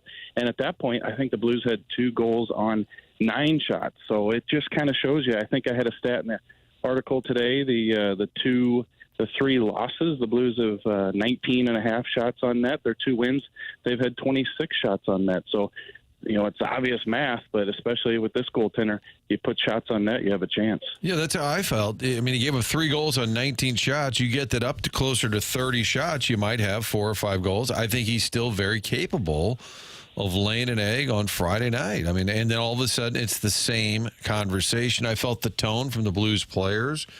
And you were there, was just kind of like, hey, whatever. We'll go home and win, and then we'll come back here and give it a shot in games. Like, it didn't seem to have any I'm sure they're disappointed, but I almost felt like they expected it. Like, oh, Winnipeg plays great at home. What are you going to do?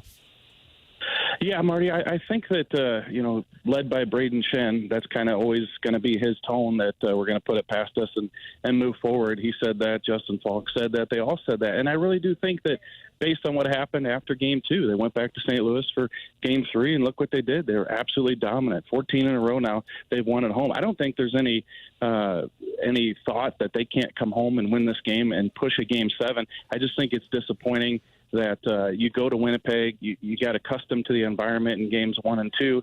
You go back there, and then what are you talking about afterwards? You're saying that we didn't get to our game. Why didn't you get to your game? I really think, like I said a second ago, I know it's cliche, Winnipeg wanted it. I think they rose to the occasion with all the pressure that's on them. That's what we've been talking about for 2 months. If they play Winnipeg, there's going to be a ton of pressure on that Jets team. You guys heard it. They said that this is the biggest game in Jets history. This is a game that's going to make or break it. And even when Scheifele goes out, what do the rest of those guys do? They went out and grabbed that win last night. So, yeah, you can come back home and force Game 7, but you had an opportunity last night. Jeremy Rutherford, our guest here on 101 ESPN, and Tim McKernan, Doug Vaughn, Martin Kilcoyne with you on the Morning After shows presented to you by Brown and Crouppen, and you can watch it at youtube.com/TMASTL. Any questions you have for JR, don't hesitate to post them in the Michelob Ultra YouTube chat or by texting in 314-399-9646. JR, I know you were there, and I know you're flying back, but Jim Montgomery's comments at the end of his brief media session were answered by Scott Arniel. For the listeners who have been listening since the outset of the program, you may have heard this. I want to make sure you hear it, JR, and give your thoughts on both what Montgomery had to say and Arniel had to say. And the audience can get a chance to hear this because this is certainly going to be one of the focal points going into Game 6, as Montgomery talked about Schen's hit on Scheifele, and Arniel was clearly pissed about not only the hit, but what Montgomery had to say. First, we start with Jim Montgomery's comments. And let's make it clear. 55 got hurt from the Faxa hit. He played 6 minutes after the Shen hit. He didn't come back after he got rocked by Faxa. And then Scott Arniel, a few minutes later, addressed the media. Here is what he had to say in response. What were your thoughts on the Shen hit? Well, I didn't know Monty got his medical degree. I'm trying to say how our player got hurt. He's way off base. Should not make that comment. There's some things that have been going on in this series, and that was a repeat of what we've seen before. A player leaving his feet and then hitting a player in a very unprotected spot, like hitting them in the sense almost blindsiding them. Not happy how the call was made. 2-minute minor. Not even looking at it is what I was upset about. And it is something that we have talked to the league about for 5 games. So we got 2 things from that. Well, we got 3 things. We got the coaches going back and forth, or at least Arniel going back at Montgomery. Secondly, you got Scheifele's status. Didn't play in the second and third period. Questionable for tomorrow night's festivities. One would think that hasn't been said by the Jets. I should make that clear. That's my observation.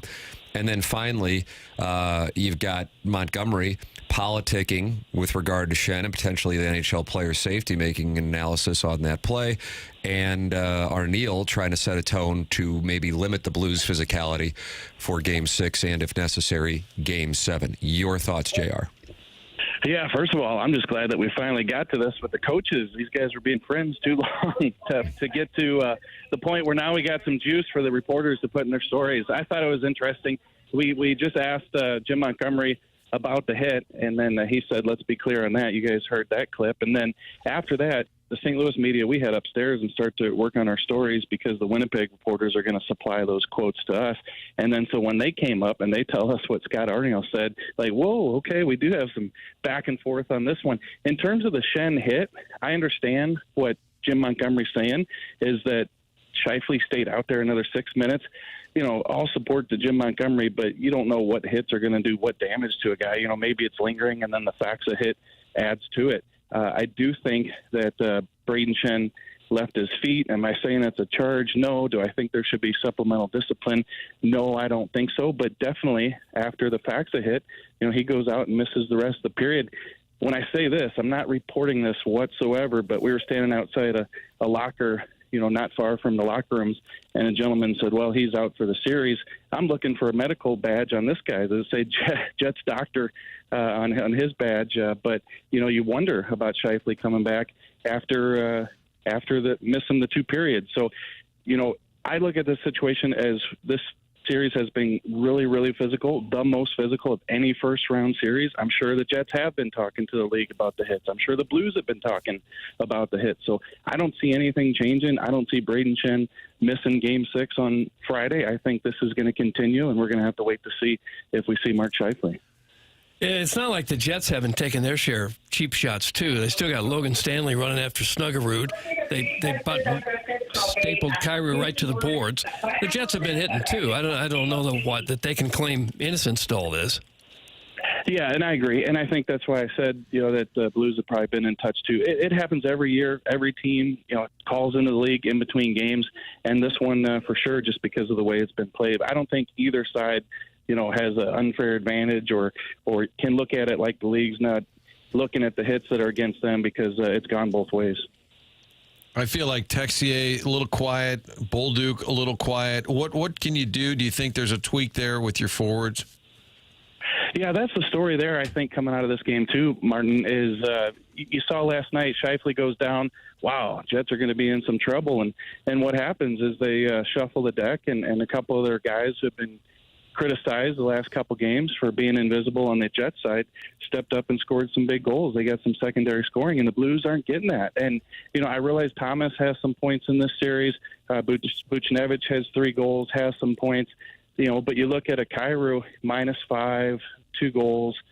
You look at that third line especially. Yeah, Bolduc, you haven't seen much of him. Sundqvist last night, can't convert on that 2-on-1 in the shorthanded. I know that's not a 5-on-5 situation, but, they haven't done anything offensively. So will he change up the lines? Last night he flip-flopped, Neighbors and Kyrou. So he's done some things in game. I don't know that we'll see any changes, but if they want to get to a Game 7, they're going to have some offense from those guys that haven't produced. Specific to Kyrou, how much is this on performance? How much is this potentially on him not being right after getting laid out early in this series, JR? Because he led the Blues plus-minus in the regular season, and now he's on the wrong side of it, leading the Blues as a -5 in this series.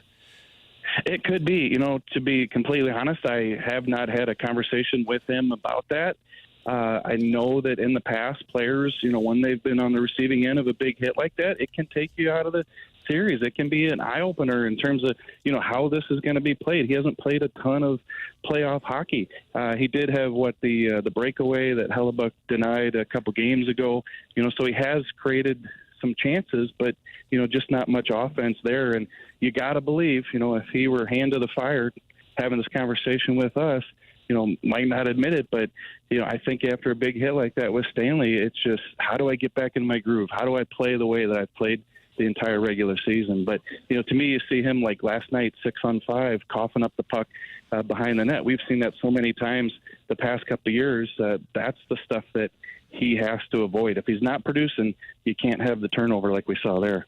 So what kind of game would you expect from the Blues tomorrow night? I know they want to be physical, but you have to be careful not to see your season go down the drain because you're in the penalty box. Well, and that's the thing is, I understand the physicality in the playoffs, and I understand how they came out last night. But to me, this matchup, it's just turned into every single shift, and it's almost like players, they're going out looking for it a little bit. Sometimes you're chasing it a little bit. But like Pavel Buchnevich said, a week ago, we've still got to play hockey. You still got to play hockey. So, those offensive opportunities that I talked about earlier, you got to convert on those. You can be physical. You can lay the big hit. You can try to go toe-to-toe with these guys. But when they get the puck, they're going to bury it. The Connors, these guys, you got to do the same. And if you're not, that physicality is just going to take you so far. I just felt like so many times last night I was just watching a Royal Rumble every shift as opposed to a team that's trying to win a hockey game. Yeah, and it felt like maybe a lack of urgency, knowing, well, we'll probably win at home. Well, if it goes 7, then all the pressure's on them. I just feel like that's somewhere in the back of their minds, like, well, you want to win this game, but we'll be fine. And it just didn't seem to have that urgency. Yeah, and is there a little bit of, and I'm not saying there is, but is there a little bit of, hey, however this season finishes up, however this series wraps up, this is viewed as a good season. I'm not saying the players are sitting there thinking about that. Of course they want to win this series, but I think that's where the determination comes into play between these two teams, just for where they are at with their organization right now. And the Jets are at a spot where if they lose that game last night, I mean, they're going to get run out of town, some of these guys. And so I think with the Blues' ability to say, hey, we can go home and win a game and we'll be in good shape, I think that's where it fell last night. I would be shocked, truly shocked, if the Jets come in here and win in a convincing, dominating fashion without the Blues just going. It hasn't been the DNA of the team. Present whatever adversity you want to present. And plenty of times, I know I thought, okay, well, this is over. Sucks, but this is over.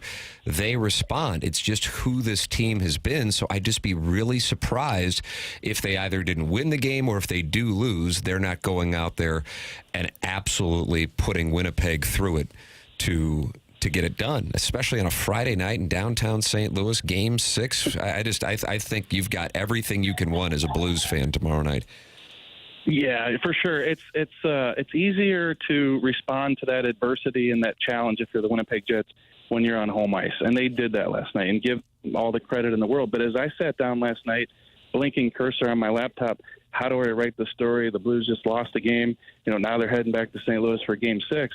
My first thought was I could picture the Blues going back and all of a sudden 19,000 are celebrating a win, tapping Jordan Binnington on the mask, and, hey, let's go up to Winnipeg and try to win a Game 7.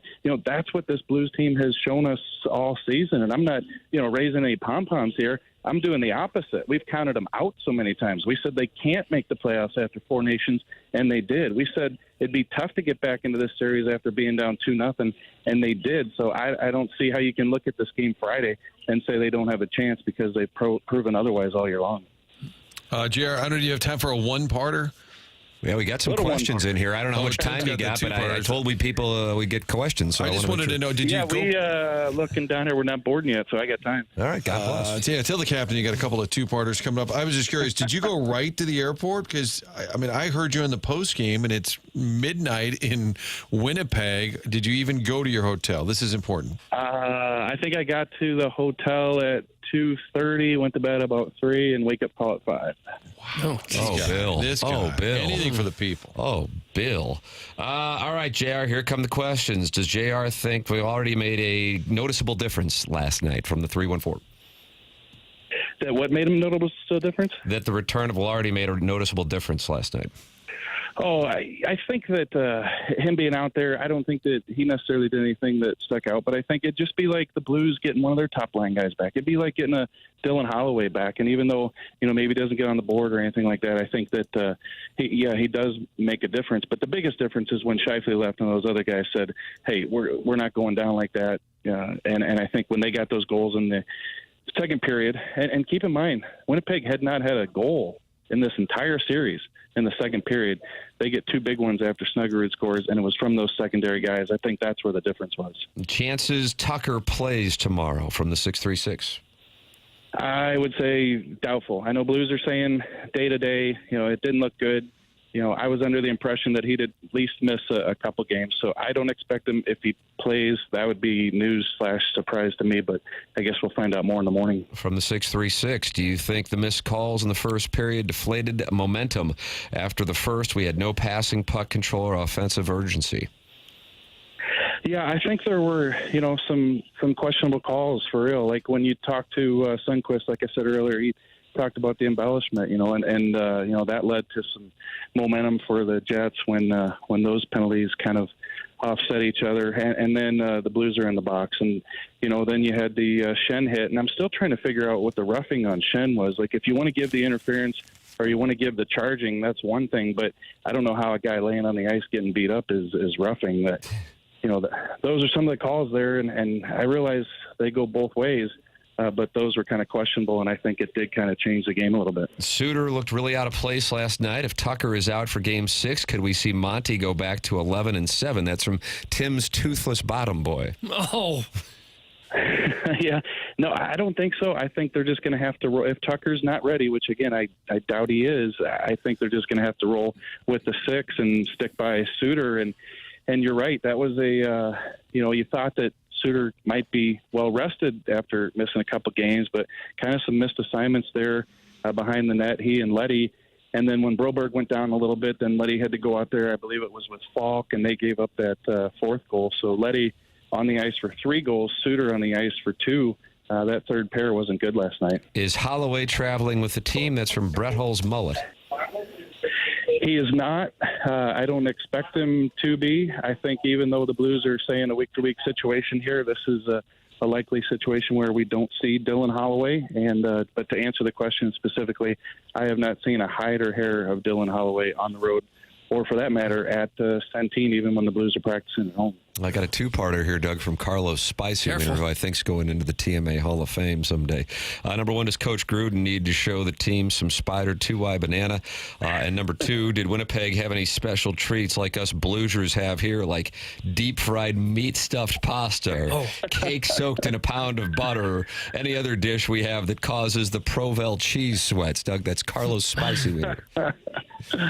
I did a little pregame, and I know you guys probably be surprised to hear that, right? But nothing too crazy. They did, they have the poutine. You guys are familiar with that. But it's amazing when you go from restaurant to restaurant, the different stuff that they put on it. It's not just always the gravy and the cheese. Everybody kind of cooks up something different. But the Jeremy who's trying to shed a few here, even during the playoffs. Wow. Breaking news. Well, ever since, Doug was worried about my health last week, I'm trying to turn a new leaf here. Look at you, Doug. You're changing lives. Yeah. Now, I see the birthday hawk says he saw you on Sports Plus looking like a dapper piece of beefsteak. Do you feel like you're at the top of your game when the playoffs roll around?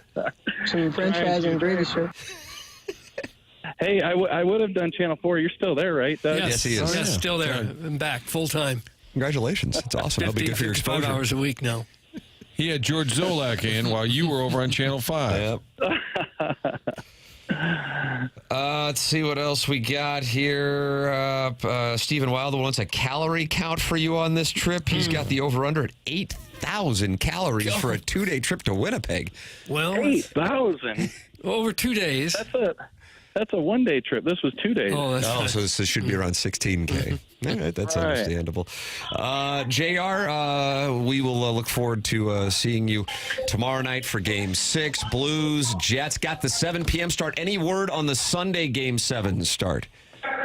No, is that going to be a sundress, I hope? I would imagine a sundress in Winnipeg. Oh, what a scene.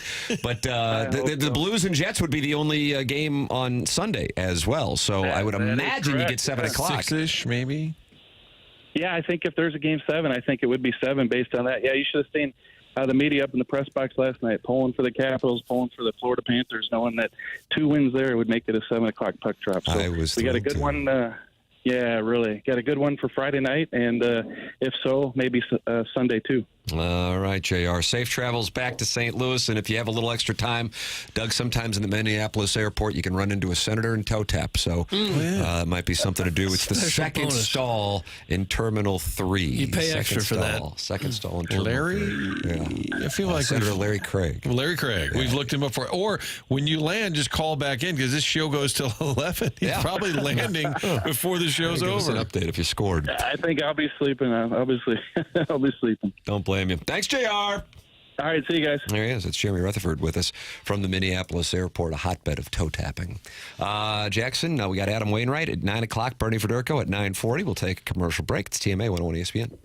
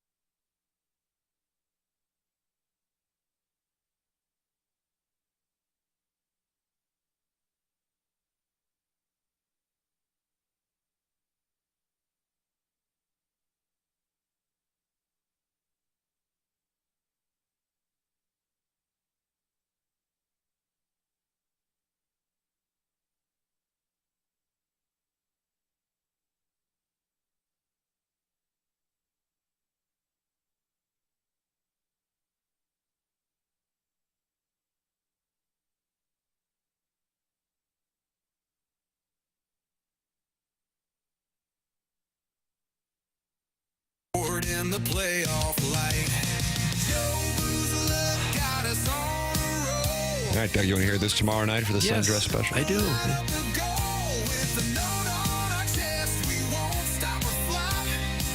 How about this? The father of Alex Ford, Martin, who was shown last night in Winnipeg wearing his Blues red retro sweater, just texted in. Literally just texted in. Top of the text inbox, as a matter of fact. Not the best result, but thank you guys and whoever else for getting my boy on TV. That was the best part for us. We'll get him on Friday.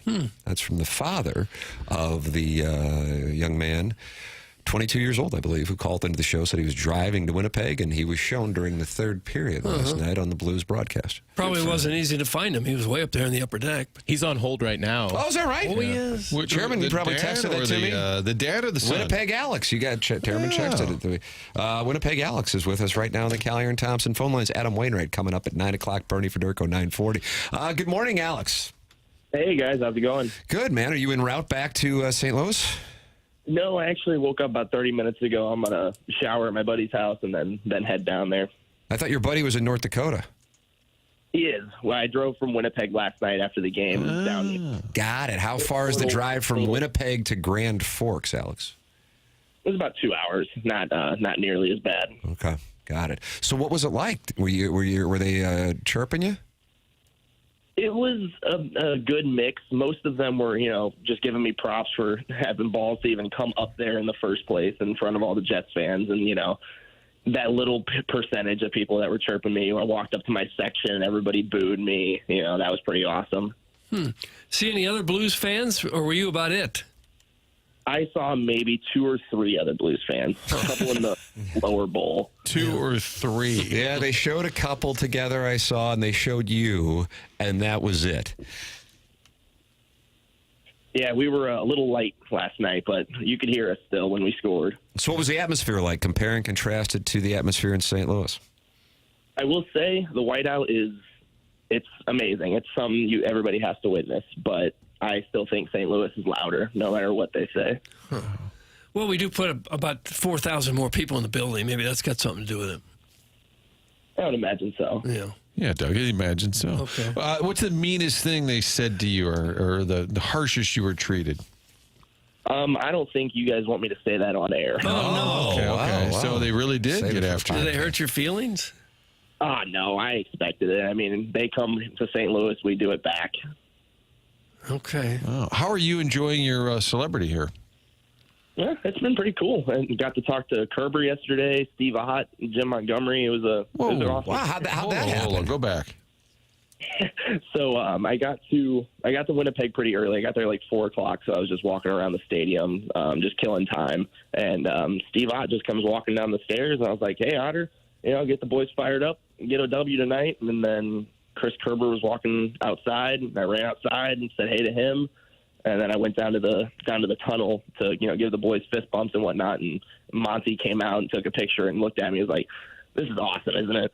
He's a character, dude. He's a great dude. Wow, good to hear. Not surprising to hear, but great to hear nonetheless. But because of the result, please don't go to any more games. No offense. No. I hear you. I will not be. You don't have tickets for tomorrow night? Not currently, but who knows what's going to happen. All right. Well, good luck. How many McDonald's stops now between Grand Forks and here?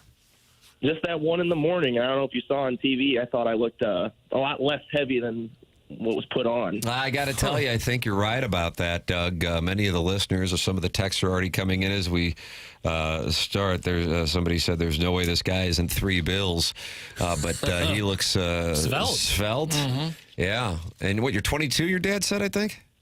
Yes, sir. 22. And you weren't driving a minivan filled with McDonald's bags. Nope, I sure wasn't. I was driving my little Mercury all the way up here. 1 McDonald's bag from the very beginning. Huh.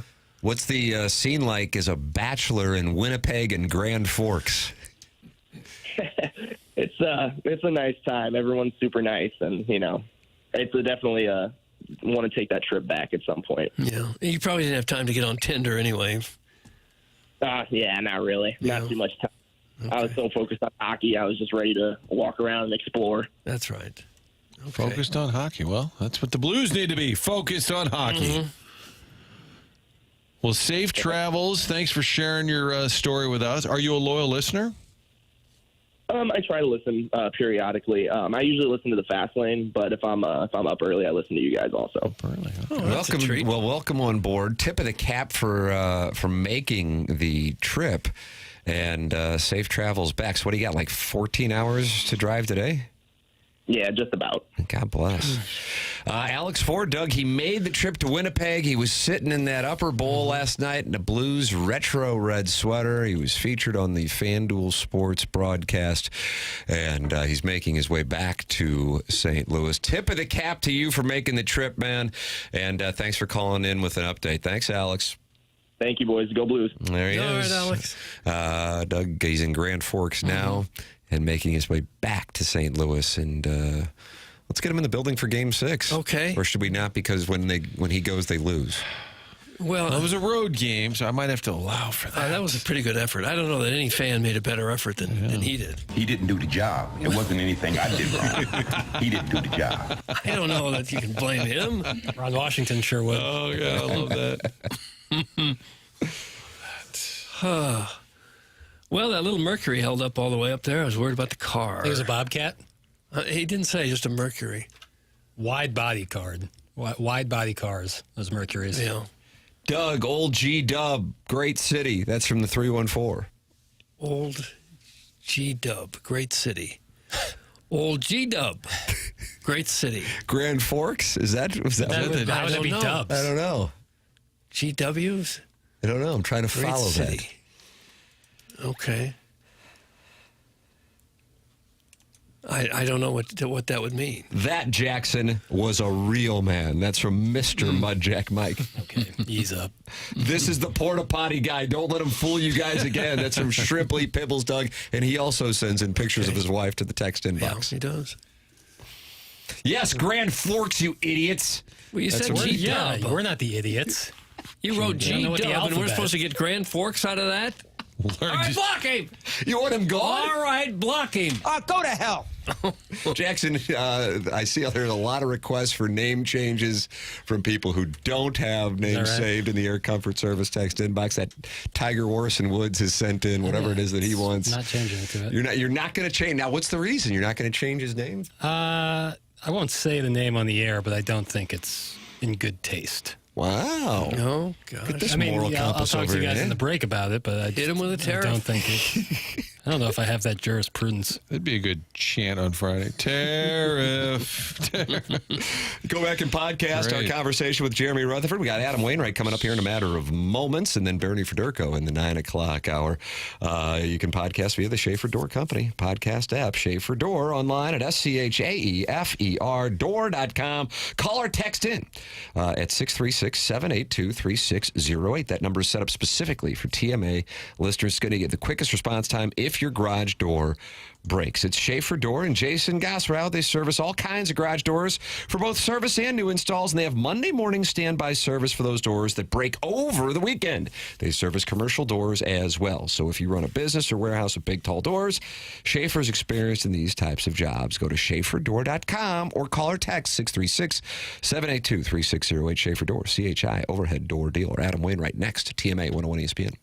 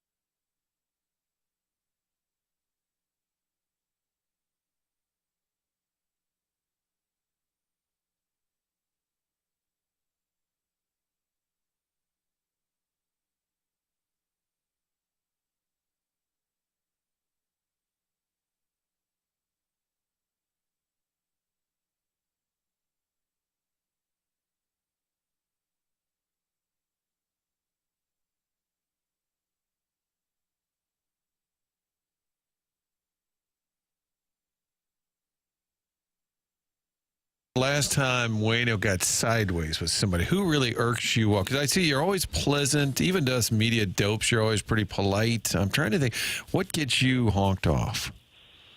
I don't get sideways too often, honestly. I mean, in the minor leagues before I learned who I was, and when I was struggling a little bit on the field, and before I matured in my faith, there was some times I'd get sideways. But it's just always a way to.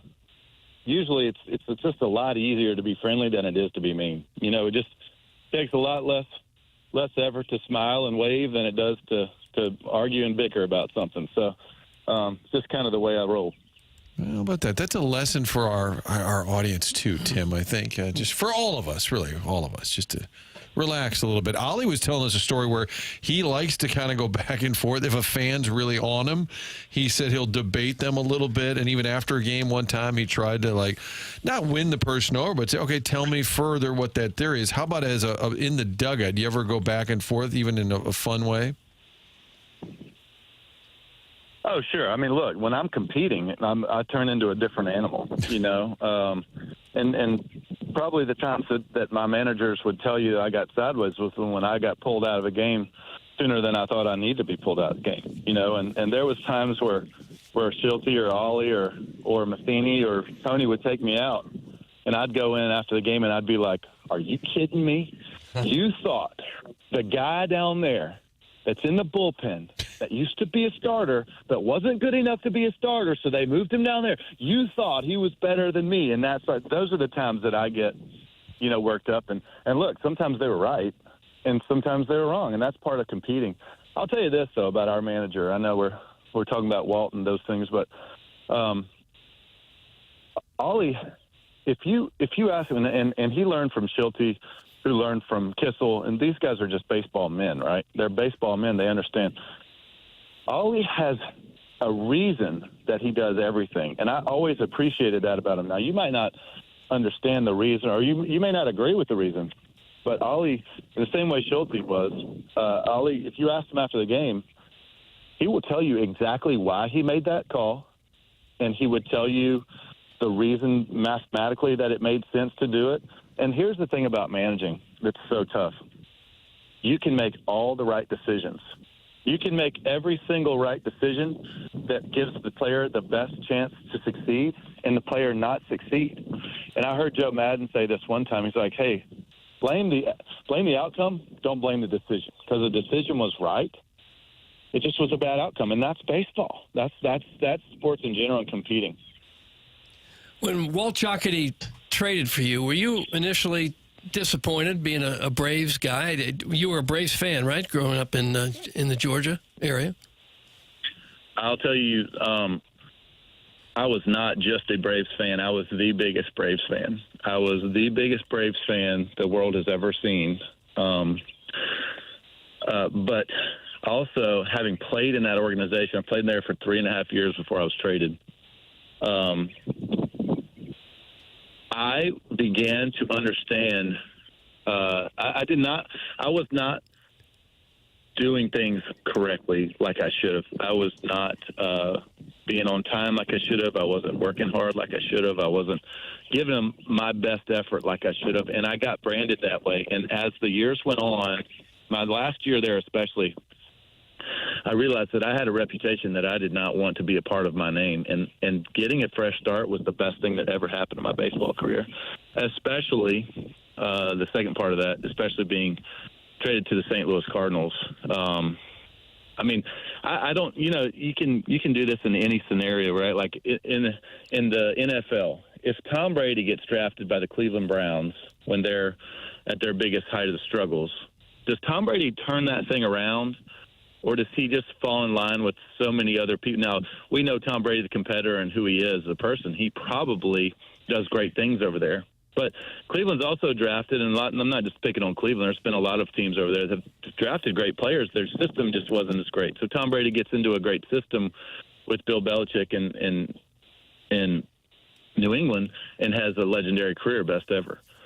So, I always wonder, all right, if I get traded to the Oakland A's or someplace like that, that maybe doesn't have the same traditional winning ways, or doesn't have the money to go out and spend on players or draft people or develop people like that. Now, Oakland's actually done a really good job of that, so that might have been a poor example. But there's teams out there. Well, if I get traded to a bad team, what's my career look like? And so I have to be very thankful and gracious to our Lord that allowed something. And then I go back to Walt and be like, man, praise the Lord that Walt was the man who wanted me in that trade, and that worked out so great, because getting traded to the St. Louis Cardinals, that wasn't a downgrade for me. That was an incredible move for my baseball career. Now, although the Braves were doing great things and that was my childhood team, I would not go back and trade that for a million years to be traded to St. Louis Cardinals. It's such a blessing to me. Adam Wainwright with us. That's a really good perspective, really healthy perspective also, to realize that the good fortune of being a part of an organization that had the resources and the talent to really amplify your abilities. I'm curious. It really surprises me to hear you say that you were a ne'er-do-well, I guess, when you were in the Braves organization in the minor league system. What were you doing? Because it just surprises me to hear that you weren't pleased with the way you were going about things, and what turned it around. Well, now, I mean, looking back on things, there was turning points in my career, and there was ways that I had become labeled, and they were all correct.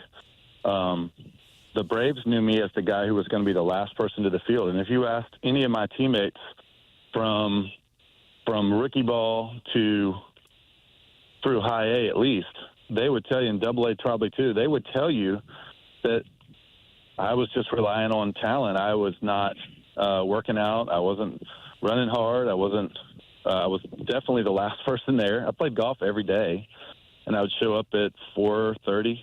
You know, there's guys at the field at 1:30 in the minor leagues grinding, trying to make it, and taking advantage of every opportunity they had. And luckily, I was pitching at a level where I could kind of skate by like that. But that's not big league stuff. And the Braves knew that, and they saw that in me. And when I was traded, there was 8 guys or 7 or 8 guys, I can't remember which, in the room. And 7 of the 8. Or 6 of the 7, whichever number it was, said, trade this guy. He's never going to make it. Wow. So, and they were right. They were right. I had to make a change. And this, who I became was a learned skill. And this is a great thing for competitors out there to hear, is all the things I had to change. I had to take an honest evaluation of where I was and who I was as a player. And when I got traded to the Cardinals, one of the greatest things that ever happened, guy sitting next to me in the locker, Chris Carpenter. Hardest worker I've ever seen, you know. Guys sweated out a 2-liter bottle of sweat before I even show up at the field my first day. I'm like, okay, this is a guy I need to pattern myself after. And that's what I did pattern myself after, and it changed my whole career. All that golf probably paid off later when you're a starter in the major leagues and had a few days off, though, right? You know, if I could go back and work on my game instead of just trying to hit it as far as I possibly could all the time, it would make it a little better. But, yeah, I got to play a whole lot of rounds that was look, also, you know, there's some things that were good about it, too. I got tons of hang time with John Smoltz when I was in big league camp, and Adam LaRoche, and great players and great people. But, man, I wish I could go back and sit around and just talk shop with Tom Glavine and Greg Maddux and Smoltz more about baseball than you know, getting up and down on the 17th. Last time we were talking, you were headed to the Masters, right? How was your Masters weekend? Yeah, Martin. Adam, your boy Zach Johnson was on a heater to start. Yeah, it was awesome, man. Zach played a great tournament. One of the best tournaments he's had in a while there. He had his lowest round he's ever had at Augusta this year. I think he shot 66 and I think bogeyed 18 actually to shoot 66. He played such a great tournament, top 10, which gets him into a lot of other, you know, big events. It's just when you get Zach's age, he's 49 years old. it gets harder and harder to compete with these 20-year-olds. I told him, man, I'm not 49, but I know exactly what that feels like because baseball age is a little older than golf age. But now these guys come out of college and they're shooting 63, and they're hitting at 320 on average. It makes it tough for the older golfers out there. But I was so proud of him, and Brian Harmon had a great showing, and Davis Thompson, our local kid, had a great showing, and there was I think we had 3 or 4 guys in the top 20 of the Masters this year. That was fun watching them. But man, I got to watch Rory. We followed Rory for 6 or 8 holes, and followed Phil Mickelson for 2 or 3 holes, and watched him get up and down from just ridiculous, like impossible to get up and down spot. And I'm looking at Jenny going, you don't know how cool that was, because like nobody else gets up and down. Well, I got to see Phil get up and down. And that's what we know Phil for, those crazy flop shots and chip shots he does around the green. And we sat on number 4 and watched, everybody come in. Got to follow Scheifele.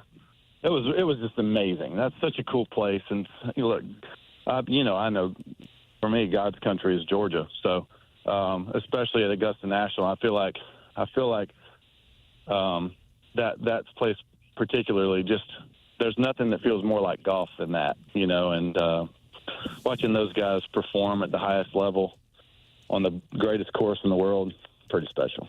Adam, I'm curious, specific to Rory, and I want to tie this into baseball and really actually can tie it into the Blues playoff situation here as well. You saw Rory McIlroy deal with what he dealt with. I doubt he hits that ball, for example, on 13 into the water if he were out there just playing a casual round. In other words, the mental element, the stress, the challenge, the unfortunate reputation that he had gotten while he was in the quest for the career Grand Slam, and what that's like. Some guys want the ball. Some guys want to be in the final pairing. Some guys, not to say that they don't want it, but they're not as comfortable. Some guys in baseball, we certainly saw it in St. Louis with David Freese. You got the ball in 2013 in a Game 5 against the Pirates and shut them down. What about the mental element of sports? Because right now here with the Blues, the Jets goaltender, Connor Hellebuck, is incredible during the regular season, but he's struggled during the postseason, and you wonder if it's something mental. Is that something that you have dealt with, talked with, like a Bob Rotella? And what are your opinions on the mental element and what you saw Rory McIlroy be able to overcome that Sunday? Well, I mean, I think, first of all, what Rory's done in the game is really cruel. I mean, there's only, 6 people ever to win a career Grand Slam? Yep. So, pretty special accomplishment, even though we thought he was going to have a career Grand Slam like his first 5 years the way he started out. It's just not that easy to win in golf. And it's the same way in baseball. It's just not that easy to win. You can make all the greatest deals ever, but you still have to be clicking at the right time and playing great baseball because somebody is, and that the Los Angeles Dodgers are a great example of this. The Dodgers made every big move there is the last 20 years, but they won the COVID year and they won this last year, and that's it. Mm-hmm. You know what I mean? So, and I know, you still have to go out and make deals and give your team and your fan base and your city a great chance to win. But even if you do, the Dodgers have won 2 World Series in the last 20 whatever years, and even more than that. Like going back longer than that, like 1988, right? Yep. 1980. Yeah, it was 88. So I mean, from '88, the Dodgers have won 2 World Series. The New York Yankees haven't won since 2009. It's just not easy to win. It's really, really tough. And I think when you look at what Rory was going through on Sunday, you saw some of the craziest shots. What he hit on 15 around that oak tree, hooking it around, and everybody points at 13. But if you really look at that spot that he was in, objectively, yeah, it's a great layup spot. But he only had a yard or two to lay that up and make a birdie. And it was actually closer than people think to being a really good shot. Now, he just tried to be too fine with it. And you look at the moment like, oh, man, he just got nervous. But he was really only like 2 yards from having an incredible shot. And then to come back on 15 and hit that shot on 15 and then miss the putt, everybody's like, oh, he's choking. Well, look, only a couple people in the world would have hit what he hit coming in there. And so it's just not that easy. Especially at that course, those putts, if you're 1 inch offline, you got a 5-6 footer coming back, and then he missed the putt on. I think he missed the putt on 18 to go into a playoff. They're just not that easy. They're the best players in the world for a reason. You expect them to make that putt, and so you're thinking, oh, he's choking. He doesn't want it. But what he did on the first playoff hole against Justin Rose, who had already tucked in a pretty good shot, drove it right down the middle. Rory stepped up and hit it 350 down the middle, and then tucked it into 3 feet on the final shot. I mean, there was no denying that Rory was feeling it. Now, he missed a couple of putts, and he missed the chip on 13. But Rory McIlroy, thinking earned that. And Justin, I was rooting for both of them because where Justin came from to get back into that playoff was so cool. But Rory as a competitor, I was just looking at him as a competitor. Now, if he'd have missed, I'll say this honestly, if Rory would have missed that 3-footer on the first playoff hole, I'd have been all Justin Rose the rest of the time because then he wouldn't have wanted it to me. But Rory earned that victory. It was so fun. And I think it was great for golf. When Rory showed up, now I watched Rory on Thursday. I watched him walk to the tee. There's a buzz about Rory that's almost Tiger-like. And everybody, I feel like there was thousands and thousands and thousands of people at the event. And I know millions of people watching at home that were rooting for Rory because it's just good for golf when he's good. I was thinking of this the other way. Chris Long on, played for the Rams. They just didn't have the success, but he would hang out at the Blues games or Cardinals games. Over the years, you were here for a long time.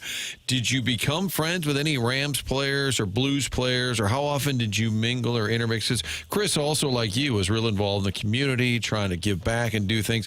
Did you know Chris or even just other Rams players over the years?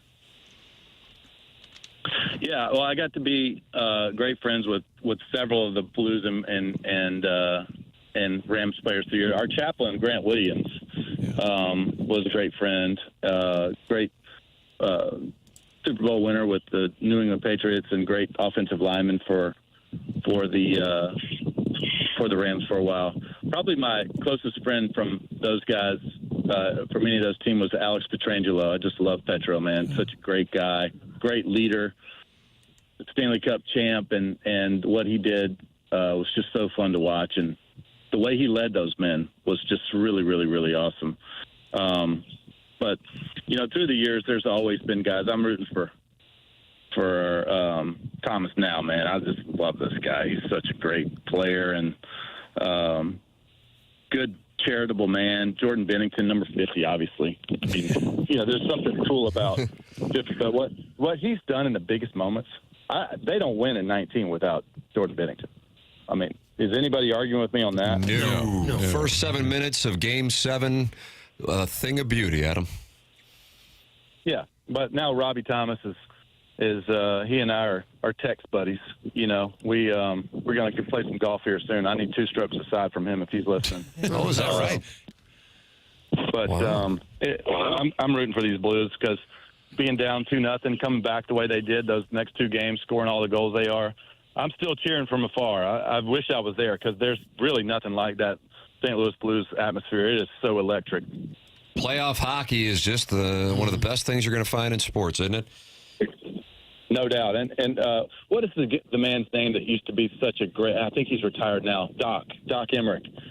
They had one of my teammates was playing in Toronto one time, and Doc came in. They were playing Golden Tee on the machine, and they had Doc do the call on it.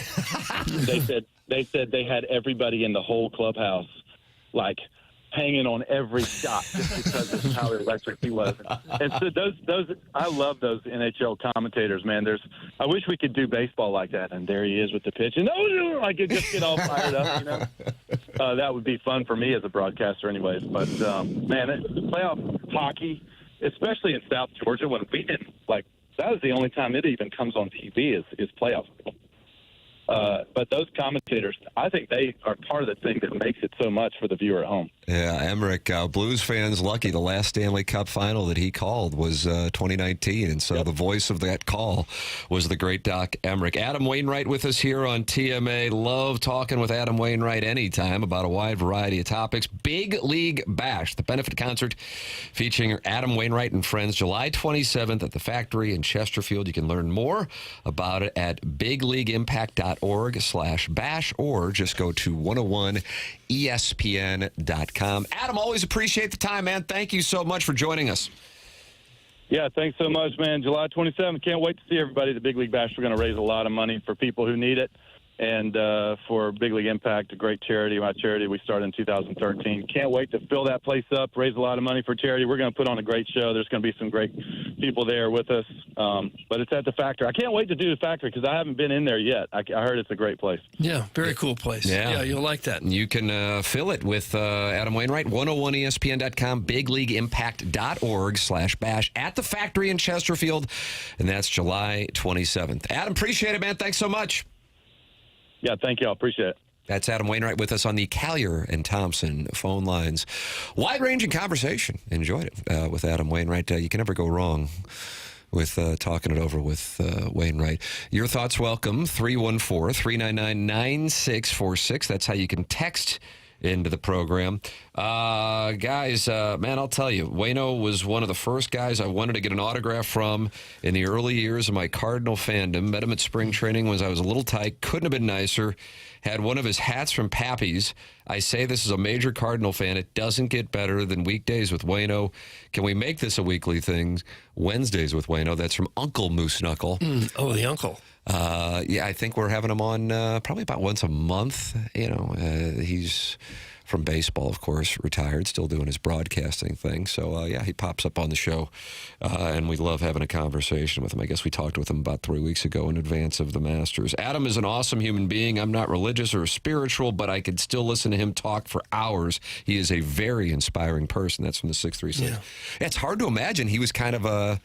you know, paraphrasing his words, but knucklehead, I guess, coming up, because that's just not the guy that we've ever seen, you know? And it didn't sound like drinking or partying, but just kind of maybe arrogant with his talent. Right, yes, that's perfect. Like, hey, I can just show up when I feel like it. I'm so good. Don't worry about it. And just was kind of coasting a little bit. He's always said that. What he needed a wake-up call in the trade was that. And Jocketty said the Braves just would not, because he's a Georgia kid, that he said that was one he really had to, like, push and pull to get it done. And we mentioned all the trades. I did this last week, you know, McGuire, Edmonds, a lot of times I forgot to mention Wainwright, because that's a massive trade in terms of longevity and career.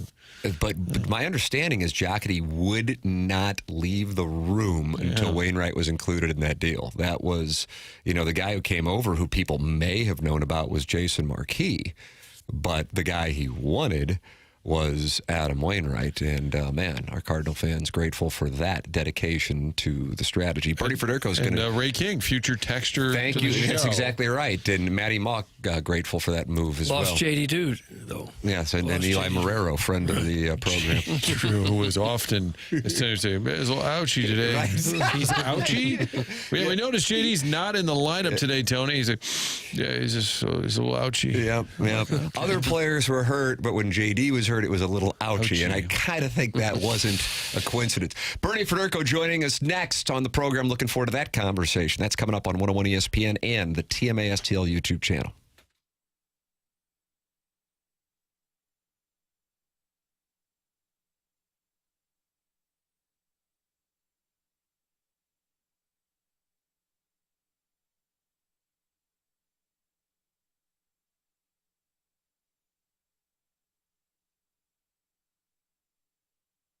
Well, fortunately, the weather has started to warm up, and fortunately, the rain is going to go away, which means you will be able to get outside and enjoy your outdoor living space. But I bet you could improve it, and if you are looking to customize and improve your outdoor living space, I have the company and the person for you to work with. That is Dan, and he is at Aesthetic Design and Build. Dan and his team have a showroom in Chesterfield Valley, and I've been there. They walked me through all the different types of custom work that they do. They do some incredible work with custom decks. They also can build a pergola for you. If you're looking to shade your covered patio, they have retractable screens, but the custom deck work they do is really what separates them from everybody else. Go online at aestheticdesignandbuild.com to see more. You can check out the showroom in Chesterfield Valley or give Dan and his team a call at 636-532-5008 and let them know that I sent you their way. It's Aesthetic Design and Build online at aestheticdesignandbuild.com.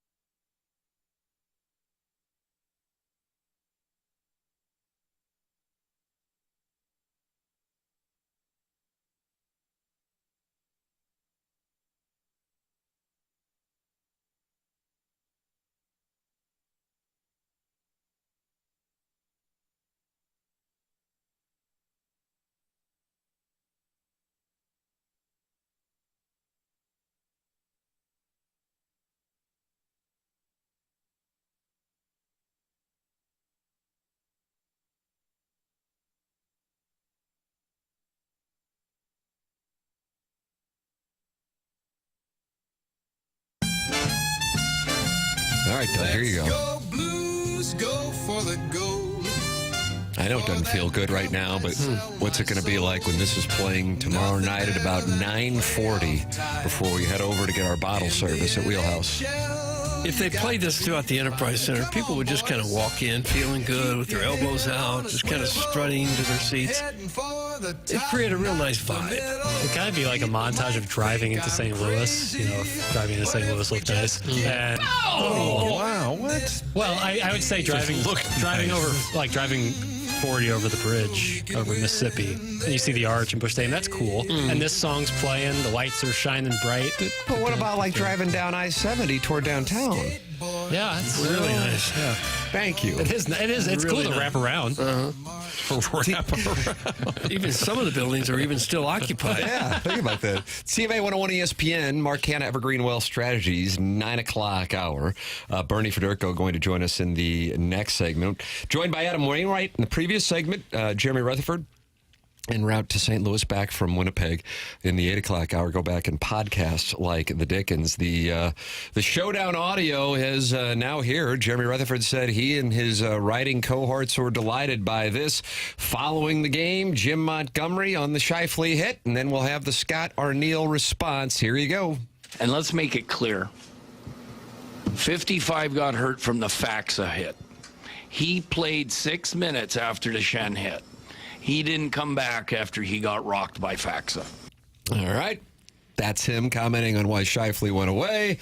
And then about 10 minutes later, Scott Arniel, the head coach of the Winnipeg Jets, addressed the media. Here's what he had to say about Montgomery's comments and the Shen hit. What were your thoughts on the Shen hit? Well, I didn't know Monty got his medical degree. I'm trying to say how our player got hurt. He's way off base. Should not make that comment. There's some things that have been going on in this series, and that was a repeat of what we've seen before.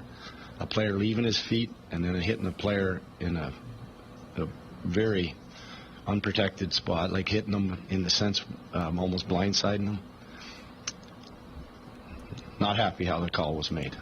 2-minute minor. Not even looking at it is what I was upset about. And it is something that we have talked to the league about for 5 games. There it is, Scott Arniel. And so now we'll have that set up for Game 6. Am I on an island on this one? Tomorrow night, would you be surprised if Winnipeg came in here and won like 5-1 or something like that? I would, yeah. I think the Blues will play them a lot tougher than that. Yeah, I'd be surprised if it's lopsided that way. Feels like it'll be a little tense. Yeah, a little tight, tense game. I think it's going to be an incredible atmosphere. And yeah, of course, it can happen. But as far as the outcomes, that's the one that I would Usually you'd be surprised. The less, yes. If Winnipeg blew them out. I was surprised, perhaps not as surprised as I would be if that were to happen, by how dominant the Blues were in Game 4. Didn't surprise me that they were dominant in Game 3. Surprised me that they were dominant, especially falling behind 1-0, that they were as dominant as they were in Game 4, and specifically in the second and third period, but the second period overall. Last night, Winnipeg winning didn't surprise me. Winnipeg could certainly win tomorrow night, but I'd be surprised if they rolled over the Blues. That's just not what we've seen from the Blues. Bernie Federko is going to give us his thoughts next. It's TMA 101 ESPN.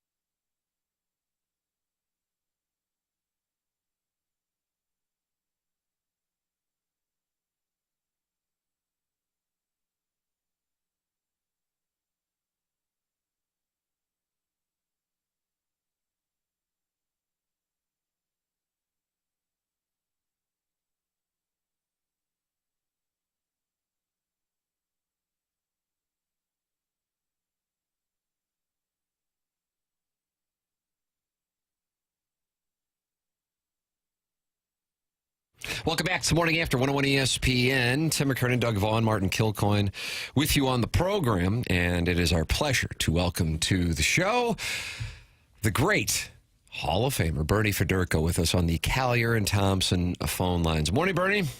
Morning, Tim. How are you? Wonderful. Even though we were both up late, it's always great to get your perspective, in particular on a Game 5. And Jim Montgomery summed it up pretty quickly, and he wanted to move on to Game 6 by saying we got one of their best efforts of the series, if not their best effort, and we didn't have our best, and that's why you saw what you saw last night. What was your analysis of Winnipeg's victory and why they were able to take control of that game?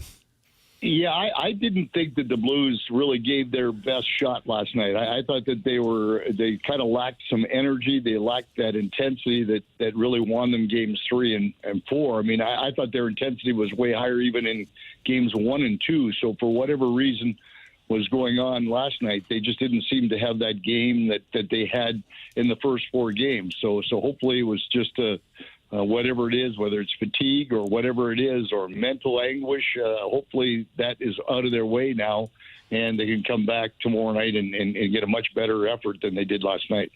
How do you get that energy? How do you build that right from the start of a game?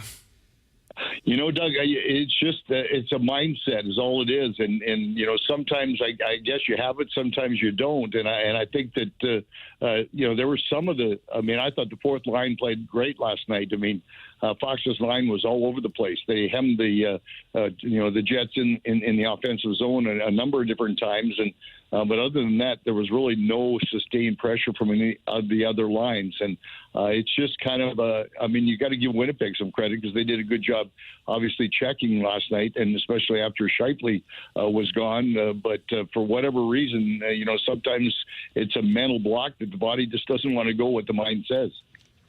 What did you think of the hit on Scheifele by Schenn? Because that became a big talking point. We've played it a bunch. Monty said it wasn't the hit that knocked him out. That was the Faxa hit.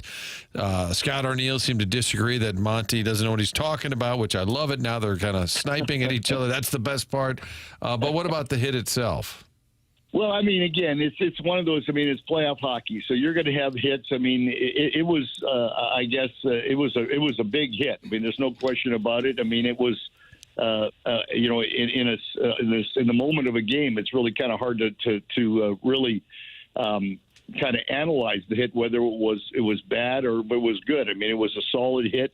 Scheifele got right back up. I mean, I don't think that he really. I would agree with that. I don't think he got hurt on him, but he could have jarred something that maybe, you know, affected him later on with another hit or whatever it is. But you know, I think everybody's talking the fact that, I mean, there was, he left his feet before he made the hit, and I think that the league, once they start talking about this, it's all so that the league can look at it, and I think that's what it's all about. It was a solid hit, and but the question was you know, it was an interference. There was a penalty called on the play, and I think that's kind of why it always comes up especially when you have a penalty called on the play. Andy Strickland and Elliot Friedman both reporting this morning that there will be no supplemental discipline coming from Game 5 of the Blues and the Jets, but certainly now we have that storyline in addition. But let's look at it from a hockey perspective here, Bernie. No Scheifele in the second and third period. To Winnipeg's credit, they got that secondary scoring that they had been looking for, and they were able to take control, in particular in the second period. But if Scheifele is out, the impact on Winnipeg and how things play out here starting tomorrow night in Game 6. Your thoughts on Scheifele and the impact on the Jets? Well, I mean, it's certainly a negative effect on the Jets. I mean, they really rely on Scheifele and Connor. I mean, we saw at the beginning of the first couple of games, there was a reason that Winnipeg won those first 2 games. So without him in the lineup, obviously changes things a lot. I mean, especially when they just get Velarde back. I mean, that's their big line, their power play.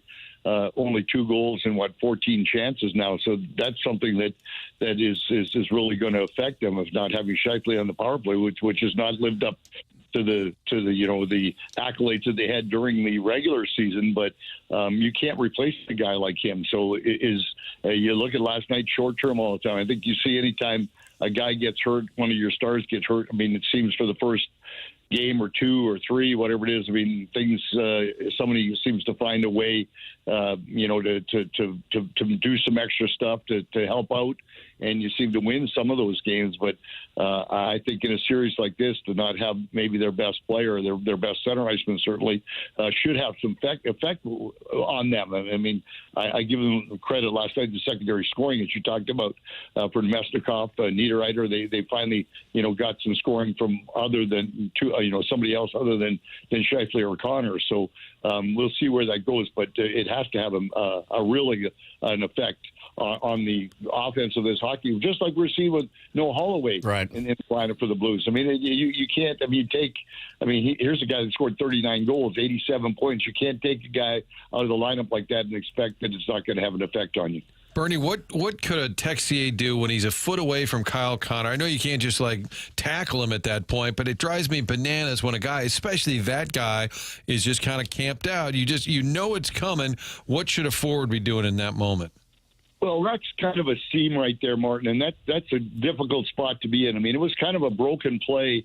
I mean, it looked like it was going to be a high-sticking call, and then I thought that it was a really good play behind the net, just to kick the puck back out to Scheifele. But, I mean, it should be the defenseman's responsibility. I mean, he was in tight there. When Connor is in the situation like that, I mean, you can't get caught looking at the puck. Was Texier going to come right back? He almost scored from the crease. To me, that's more of the defense's position than Texier's position to have to come all the way back. Because on that side, when the puck's on your side, your responsibility as a winger is more as the point man as your guy. But I mean, everybody collapsed on that play there, and someone's got to pick up the most dangerous guy really on their team in Connor. But I think that's more of a defenseman that should be in front of the net as opposed to having Texier come over. Interesting, because, Texier was closest, but Leddy would have been the nearest defenseman in that moment. And then similarly, I thought with Niederreiter, he's kind of in front, and I hate that too. Whenever there's a guy, maybe that's the Hoosier in me, Bernie, I'm always yelling, get him out of there! Get him out of there! Again, that's battling for position. Everybody talks about position. You don't have to be the biggest guy. You just got to get position, and it's really hard now. I mean, you can't cross-check or hold or do the things you could in the old days now. Once a guy gets position, it's really hard to box him out, and I think that you got to try to box the guy out before he gets to the front of the net. Keep him to the outside instead of having him come right in front of your goaltender. It's no different than the goal that Walker scored the same way, going to the front of the net. He's standing right on top of Hellebuyck when the goal went in, and to me, I mean, when a play like that, a deflection comes in, I think that the goaltender really, if the guy's that close to the crease, the goaltender needs to get right up against the guy so that there's no space, for that puck to go. And even if the guy runs into you, you can at least review it and maybe get a call that goes for you instead of having have the goal allowed. So I mean, there's all kinds of different things happening, but I think Winnipeg did a much better job last night in getting pucks to the front of the net, getting bodies to the front of the net to get in front of Binnington. Going back to Scheifele for just a moment, I'm sure the Jets probably think the Blues are targeting him and trying to knock him out of the game. Do teams actually have that kind of discussion that we want to hit this guy so hard that he's got to leave the game? Is that ever said out loud? No, Doug. I mean, the most valuable players on the other team, you got to hit. But no one's trying to hurt anybody. I mean, the whole deal is I mean, you talk about punishment. It's just every time you get hit, I mean, it takes a toll on you. You got to get back up if you get knocked down. So, I mean, it's not only a physical thing, but it's a mental game where you go, okay, I'm going to get knocked down here. I'm going to try to change my game so I can go somewhere else. So maybe you're not going to the front of the net. But certainly, I mean, all the star players are always targeted, but most of them are really hard to hit. I mean, you don't really get an isolation like that on a guy like Scheifele as you did last night. The same thing happened with Kyrou when he got hit by, in that one game too. It's hard to isolate those guys, and really Connor is hard to get hit too. I mean, you look at the Blues players, the good Blues players. I mean, if you look at a guy like Rich Naberger, Thomas, or they're not getting hit very often because they don't put themselves in a position because they're looking all the time to make sure that they're not in a spot where they really have their head down where they can get hit. A couple questions on that, Bernie. Now, let me start with this one. Logan Stanley after the whistle going after Jimmy Snuggerud. We've seen it a couple times. That just strikes me as a little odd, but maybe I'm off the mark on that. What is your assessment of that been? Because we've seen it a couple times in Winnipeg. I thought that was bizarre last night because unless he said something to Stanley or there's something that happened in one of the games prior to this, because that made no sense. Because I mean, Stanley's huge. I mean, I thought he would have got more involved in where the scrum was going on, but he was trying to abuse Snuggerud. So I don't know. I'd like to ask Snuggerud if there was something that happened earlier in one of the games that he said something or he did something to him. But he certainly, it was a weird deal. That really is refreshing to hear that from you, because I'm looking at him going, what in the world is this? And it's the second time we've seen it with him. Yeah, it was comical, to be honest, because he was chasing him around, and what's Snuggerud's going to mean? The guy's 6'7". Well, Snuggerud's not stupid. What are you going to do there? And that made no sense to me. It was bizarre. And then my second one, you brought up the Kyrou hit. Kyrou led the Blues. He was plus 23 during the regular season, and unfortunately, he's minus 5 here through the 5 games, which is on the other end of the ranking for the Blues. I wonder if that hit in the first game is playing any role in it. Any assessment on what you've seen from number 25?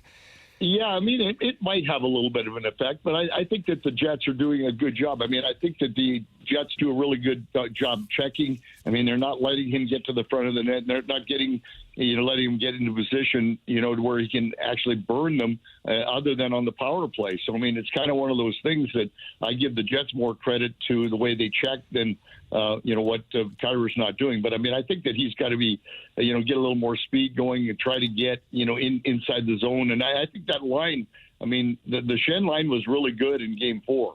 But last night, really no one other than the fourth line could get things going last night.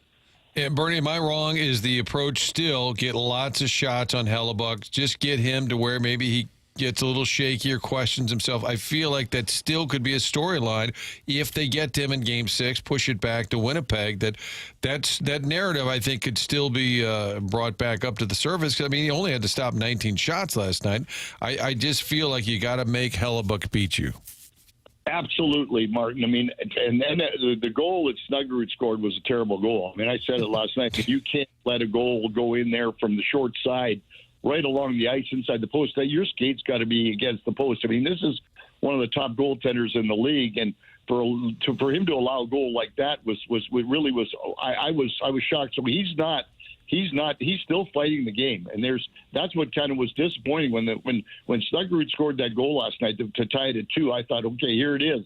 The whole the ceiling is going to cave in there in Winnipeg because Hellebuck just had another bad one in. Now the Blues need to get a bunch of shots from anywhere on him, and he's going to probably let some more bad ones in. And they only had 3 shots in that second period, so they didn't get to doing that. And so I still don't think that Hellebuck has found his game, or I don't think he's confident at all. And I think that game plan, yes, for tomorrow night and even hopefully into Sunday, is keep getting more shots, get more traffic, but you got to get more pucks to the front of the net. Bernie Federko giving us his perspective on Game 5. Game 6 here tomorrow night in St. Louis, expecting one hell of an atmosphere and a Blues response. Bernie, always enjoy the conversation. Thanks so much for taking time out of your morning to join us.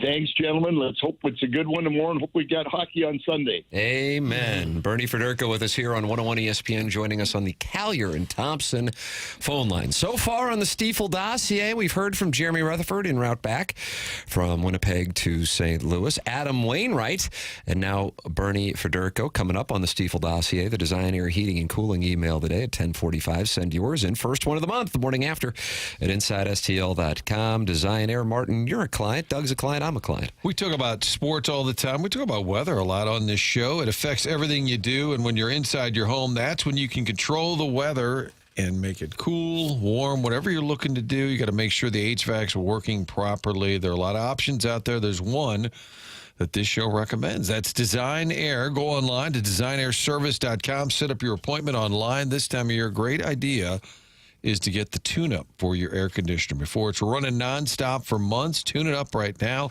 Any issues, they've got great repairman who will come, and the handsome repairman, I believe they have said on this show as Yeah, well. Cletus, I think, was attracted to Justin. Justin, okay. So not only that, that's just a bonus. Yeah. You're not actually paying for that. That wasn't in the copy. The handsome repairman is just, I think Manute Bowl eligible might even say. Oh, he liked him too? That's awesome, man. Justin, you're so hot. I get confused, but on top of that, they're great at repairing the HVAC without trying to sell you something they don't need. They work with their team on that all the time. They've been around since 1904, fourth generation St. Louis family business. It's designairservice.com. There it is. Design Air Heating and Cooling is sponsor of the email of the day here on the morning after. Martin's got this onboarding. It's Game 6 onboarding. So Cousin Nick texted from Minnesota yesterday. He said, what is this with onboarding? And then I had to kind of give him the backstory, and I don't know that it really cleared it up. Martin will be back tomorrow at 7 a.m. for TMA, the morning of the Sundress Special Showdown in St. Louis. So what a glorious day. Chairman Kurt will be on the ones and twos. His little Jackie Papers is getting an early start on a long weekend at the Lake of the Ozarks. Jackson usually takes his cigarette boat out for the first time on Memorial Day weekend, but this year you're getting out there a little earlier. Yeah, you got a big ciggy? When that sun hit my shoulders, yeah. I'm on payment number 7 of 42. Oh, that's awesome. Yeah, That's not a Good, number. great rate I got. So in the long run, I'm actually going to make money. Tim, in the dossier, though, At least that's what they told me. if I could, just put my ears on during onboarding, there is this question that persists. Yeah, Can someone wear the hat of another? No! This is what Jackson hates when you... Well, I'm cigarette boats calling, so you can do whatever you want. I just want to point out, this is, as long as I've been on this show, I believe this question has been in the dossier. Can someone wear the hat of another baseball team without it being a sign of fandom for that team? ... Yeah, the answer? Discuss. No, discuss. Oh, yeah. You're gonna At let your us- leisure, you guys Jackson discuss. really wants to wear the Pirates hat. That's what this comes down to. And so he wants to have Whole clearance. town's Well, talking Chairman about Kurt it. wears a Padres hat in here. Yeah, but he always has to answer, like, are you a Padres fan? Like, what's up with the Padres hat? And I'm just wondering, can we separate a ball cap of a Major League Baseball team from fandom? You know, I want to wear a Pirates hat. Wear whatever you like. I know, but then I'm going to be answering, what's up with the Pirates hat, you loser? Ah! Oh. Or like Kelly Green Oakland A's hat. Just say I like the hat. I was going to say, is it that hard to just say I like the hat? I mean, it's not hard, but I think people are going to have their assumptions about you. You know, they'll think less of you because you're wearing a hat of another I just club? think they might not even ask. They're just going to assume you're a fan of that team. Well, you can talk about it. It could be a topic this hour. Yeah, That's why like I'm on the sprinkling it. Stiefel dossier. Sprinkling it out there. Sprinkling. I wasn't burning it. Sprinkling. Sprinkling, that's different. Enjoy that feces-infested lake, Jackson. That's from Dewey Oxberger. It won't be touching my skin. Martin heading to onboarding. Jackson getting ready to head to the lake here in a little bit. Send your emails in the morning after at InsideSTL.com for the Design Air Heating and Cooling email today. 10 o'clock hour coming up next. It's TMA presented to you by Brown and Crouppen on 101 ESPN and the TMA STL YouTube channel.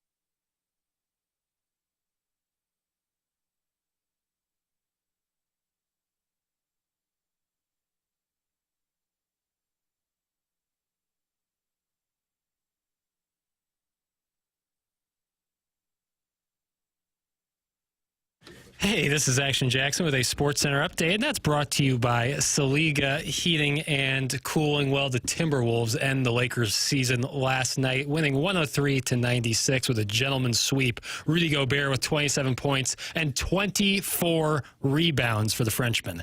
That was another Sports Center update brought to you by Saliga Heating and Cooling, a Daikin heating and air conditioning dealer.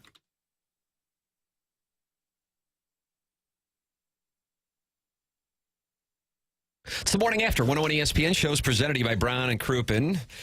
And Jackson, you used to be critical of what you call engagement farming? Yeah, I would say that's accurate. And an engagement farming tweet would be something along the lines of, I know everybody says this, but I say that. Is that what engagement farming is? Yeah, kind of, or like a purposely bad take. And then there's really like forward engagement farming, like what in the world? Like heading to Buenos Aires. Anybody got a restaurant? Oh, that kind they of like thing. to go to. Okay. Like literally encouraging people to flood your mentions, and you get a little mention that you're going to South America. So it's a humble brag? Yeah, that's the old twofer. Wow, the 2-for-1, a forward engagement farm. All right, what about this? Now, this is in support of you. Ooh, MD 2020 in the Michelob Ultra YouTube chat, where 247 friends have gathered to talk it over. I'm probably in the minority, but I'm going to miss Jackson tomorrow.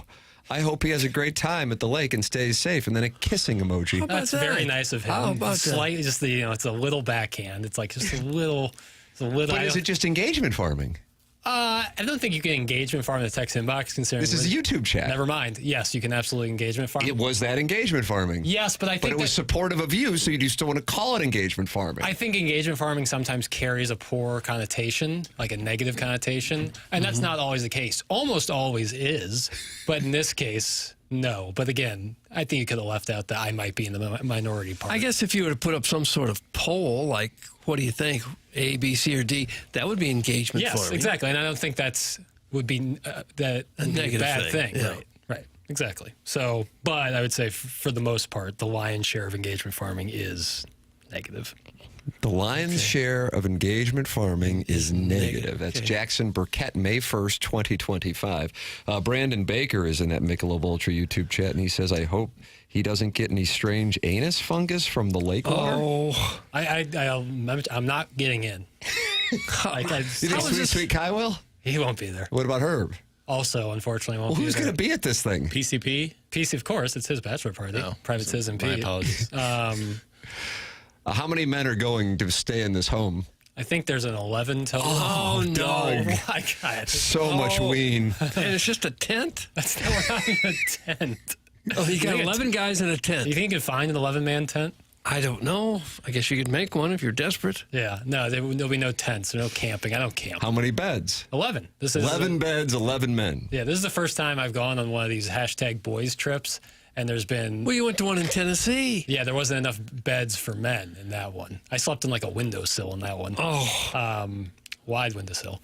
But this is the first time that we've had beds matching the amount of guys going. If you had to share a bed with one of your boys, who would you most want to share it with? Oh, no. Probably the Ken dog. Boy, you answered that quickly. That was a quick call. He knew where he was in the hand. Sure did. You're welcome to get involved on the program, as many are choosing to do. So many different ways to do so. Collier and Thompson phone lines, 314-974-0101. Text in, 314-399-9646. Email in for the Design Air Heating and Cooling email day. A little war now going on between Dan Jansen and Buck Swope. You've got the one that's been going on for a few years with the Worson Woods Wacko and Mr. Licks. Sharon in Clayton. Ann Maui and Sanibel in Michigan is at war with the self-made stay-at-home Ladue mom. Who might Webster and Cottleville. Webster and Cottleville, just in general, they're at war.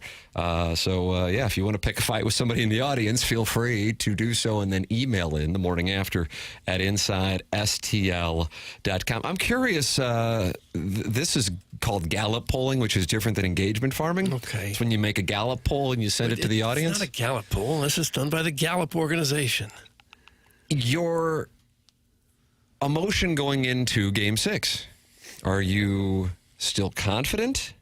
Or are you thinking, okay, the Blues have to win 2 in a row over these boys, and one of them's got to be in Winnipeg, where they've barely lost all year long. I'm at peace with the Blues season coming to an end, or would you describe yourself as confident? Listen, I was just saying this in the commercial break, a rare moment where, because usually we flirt with each other during the commercial break, and I think they should probably carry that on YouTube. No. But in this case, we were talking some Stanley Cup playoffs, and I was saying to the boys, I said, listen, I picked the Jets in 6 on the spread zone, and I realized picking the Jets in St. Louis, of course, not a popular thing to do, but that's what I think, so that's what I say. But I think this Scheifele thing is so important, and I don't think Arniel is as pissed as he is if it's just a minor injury, and therefore I'd be surprised if we see him out there tomorrow night. And, of course, I would also say on Sunday, you don't have the 2-day gaps in between games anymore. That changes the arithmetic. And so I am not of the opinion that this thing is over. And I don't think too many people in St. Louis are. I'm sure some people in Winnipeg are thinking that, just like Blues fans 24 hours ago had a great deal of confidence. That's the nature of playoffs in any sport, but perhaps more so the Stanley Cup playoffs. But I'm expecting the Blues to come out and go after these guys tomorrow. And what we saw in 2019, where they would wear teams out as series went on, you're starting to see it. And that's why Arniel's complaining about it. So I don't know, Doug. I'm not giving up the ship. Don't give up on this club. No, I think they'll come out on fire tomorrow night. I think they'll win tomorrow night. I hope the Jets miss Scheifele, although they didn't seem to miss him much last night. He missed much of the game, if not more than half of the game last night, and they still pretty much outplayed the Blues for while he was gone. So maybe that's a big factor, but if you've only got 2 games left to play, maybe not. But I would think the Blues would win tomorrow night, and then game Sunday 7 is a toss-up. Papers. Yes, that's me. I thought there was a question coming. The question was established. I know, I wasn't paying attention. My goodness. Thinking about the lake. This guy's already at the lake, isn't he? He's already on the cigarette boat. Got a flotation device lined up? Yellow. It's diaper-shaped. Give me the note in both games, you know? Is that right? Yeah. Yeah, give me the note in both games. I feel like that was a take made up on the spur of the moment. Well, I fear this pattern of who. Just be honest. You're focused on the Warriors and Rockets. I am, but I feel that there's this pattern where whichever barn is being played at really is. Well, then, advantage. But you think? Yeah, that's the problem. I think someone's got to break the pattern. If the Blues are going to win, they have to break the pattern. So, got to keep the pattern for tomorrow. And then break the pattern on Sunday. I see. Keep the pattern tomorrow. Keep it, break it. Keep and break. All right. That's, I'm hoping for a keep and break. ESPN might put you in studio for Game 7 with that. Might as well. It was a rough broadcast, bro. Why are you watching that and not... I'm having issues, surprise, surprise, with FanDuel TV. And it's just like not working. I can get on my phone, no problem. But with my actual television set, really, it's having issues. So I go YouTube TV. Trust me, I'm not happy about it. I much like watching yesterday. I was like, this is actually really ruining my enjoyment. Yeah, I had some buddies in a group text last night bitching about the broadcast, and I'm thinking to myself, but I didn't want to be like, that's brutal. Hey, you can watch it on. Yeah. FanDuel. I don't want to be that guy, so I'm just like, all right. I'm thinking to myself, why are you watching that? I know. Trust me. If I was trying actively to get the FanDuel one up on my television, it just wasn't working right for me. Moving it from your phone to the smart TV? No, I have the FanDuel Sports TV app on my TV, but for whatever reason, it's not letting me connect my TV provider. It's a real pain in the ass. So I just was like, all right, let's watch it on YouTube TV. Pay attention, Papers. You're still on a damn clock. It's from Big Tuft. No doubt. Gosh. That's actually a fair criticism. When are you going to break your pattern of abstinence, pal? That's from the Worsen Woods Wacko. Good one. There's a pattern of abstinence? Is that how it works? If you've been abstinent your whole life, would that no longer be a pattern, just be a character trait? It's a fair retort. Probably so. Oh, boy, it sounds like a real banger this weekend, Jackson. 11 dudes piled into a camper to sit around and watch Wet Pink. That's from the Warson Wetwacko also. Didn't ask for your review of what I'm going to be doing this weekend. You know, I didn't wake up this morning and be like, man, I really wonder what the Warson Wetwacko thinks of my trip I'm taking with my friends. Didn't occur to me. Are you deep down mad that the trip isn't at a different location? No, I like the Ozarks. It's more of a golf trip. Oh, is that right? You boys are ball striking? Yeah. You going to compress it? There's some good courses out there. Well, you have it's don't come in too steep. Club. No, I know. Club face closed, Doug. Things too open. There's so many. Doug, I know you have several sons who are a little older than I am. This time of their lives, this time of my life, late 20s, it's wedding season left and right. Oh, yeah. And so if everyone wants to take a bachelor party trip to Vegas or Scottsdale or Palm Springs on the buggy whip, you know. Guys go to Palm Springs? I'll be the Ledoux living, Doug. I just can't relate. I'll be the guy with his pockets hanging out with nothing in them, you know. So something like the Ozarks for a bachelor party trip is kind of perfect. Works. Yeah. Greg Vaughn is struggling to stay out of a life of poverty. I know. Flying to Scottsdale and Nashville and Vegas and Chicago. Suit rentals. Every week it's somewhere. Suit tuxedo rentals are crazy. It's weddings are expensive, you know, so I have no issue with. I love Jackson, and if he wants to sleep with his friends, why does everyone have to chime in on that? That's from Arbor Day, who won Texture of the Year in 2023 and 2024. Top 3 favorite texter for me. Arbor Day? Love Arbor Day. Little Tommy Tribbins? Little Tommy Tribbins. I like Manupal Eligible a lot. Brian Henshin always brings the heat. And I love the name Arbor Day. I think it's a perfect text name. But that was a leading, it wasn't a question, a leading statement. I like that Arbor Day doesn't overdo it. Picks the spots. Yeah, like Justin in Columbia, who would strike, Doug, like a snake. He'd strike. I see. Okay. Yeah.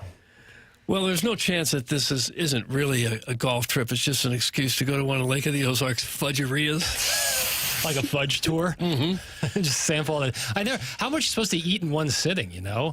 Because you get one of those blocks. I'm supposed to eat a whole block of fudge. I think you eat a block, and then you go get some saltwater taffy. There's no wash it down. That's how you wash it down. There's no like unit size, like a piece of cake, slice of pizza, cup of ice cream. How much fudge does one man eat? You know what else is like that? It's peanut brittle. Ugh. Yuck. I watched the FanDuel app through the Amazon Prime app on my TV, Jackson. Maybe that'll help. That's from the old Appleton stepdad. Beautiful morning for country time lemonade on the front porch in old Appleton. I think, and people can correct me if I'm wrong, I think if you're doing the direct-to-consumer package where you pay the $20 a month or whatever it is for a season. That's how I watch it. But I have a TV provider, and I don't think you can connect your TV provider through Amazon Prime to get FanDuel. I'm trying to get... That's what I do. But you're not using your Spectrum login or anything, are you? You're using my YouTube TV. Your YouTube TV, but you're still paying the monthly payment to FanDuel, right? That's correct. I am not.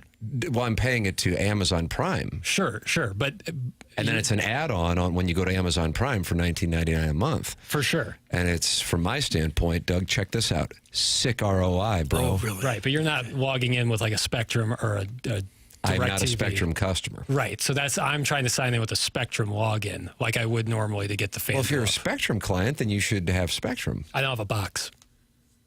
And the streaming app or whatever, no, it's blocked. It doesn't work. The FanDuel thing is blocked out on Spectrum. How do you watch anything then if you don't have a box? YouTube TV. Well, then why do you have Spectrum? Good question, Doug. To watch the Cardinals and Blues. But you can't. You don't have a box. But I can usually sign into the FanDuel Sports app on my television and get all the games. But now, for some reason, you cannot. There you go. And you don't know why. I don't, no. So you're going to just leave your home and go to the Ozarks and eat fudge? In protest of the FanDuel TV app, I'm going to the Ozarks. Okay. Jackson's trip will remind him of the time he spooned with Ricardo Ratliff after a night at Harpo's in 2019. It will be beautiful and magical. That's from the St. Charles Hermaphrodite. God, could he play? And 6'8". The St. Charles Hermaphrodite can play? What is he, like a good ball striker? Or is he good around the greens or what? No, he sucks. Ricardo Ratliff, boy, he could play. He's 6'8", but you would have thought he was 7 feet tall with how he played. Really? No, he's great. Won a bunch of MVPs and championships, I think, in Korea after Mizzou. So shout out to Ricardo Ratliff. I've actually had better luck with the app since it's become FanDuel. Kind of like that time the cyborg era of TMA was simply fixed by a made-up guy named Gino. Not made up. Flipping a switch makes me wonder what the issue was all along. That's from Alan Dadeville. Another one of my favorite texters.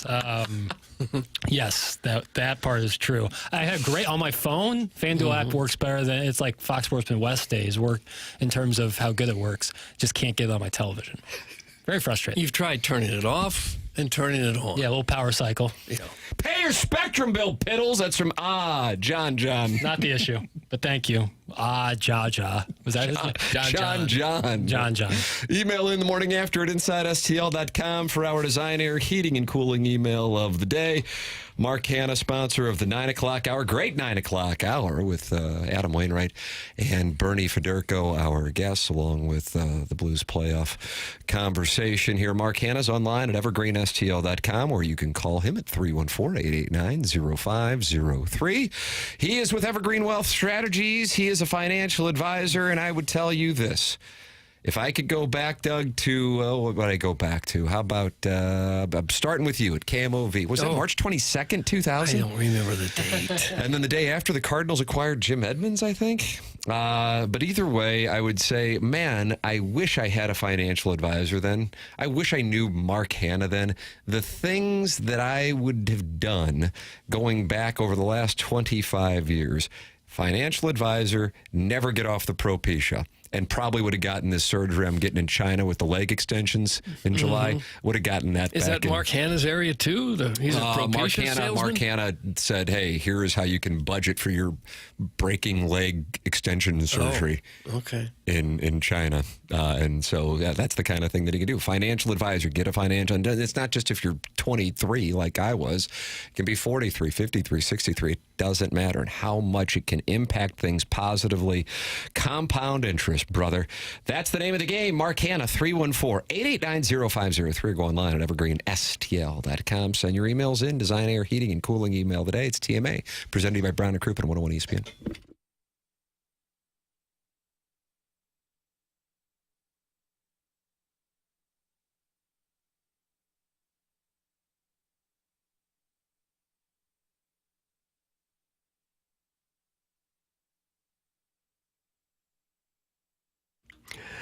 TMA is brought to you by St. Louis-based Scheifele, a leading wealth management and investment banking firm. Scheifele is the firm where success meets success and has been since 1890. They were founded in downtown St. Louis in 1890. Same street the company is headquartered on today. Different building. Got a beautiful building there now, but same street. Proud to have called St. Louis home for 135 years. They partner with the St. Louis Cardinals and the Blues, and now the Scheifele Charity Classic. They also sponsor Scheifele Theater.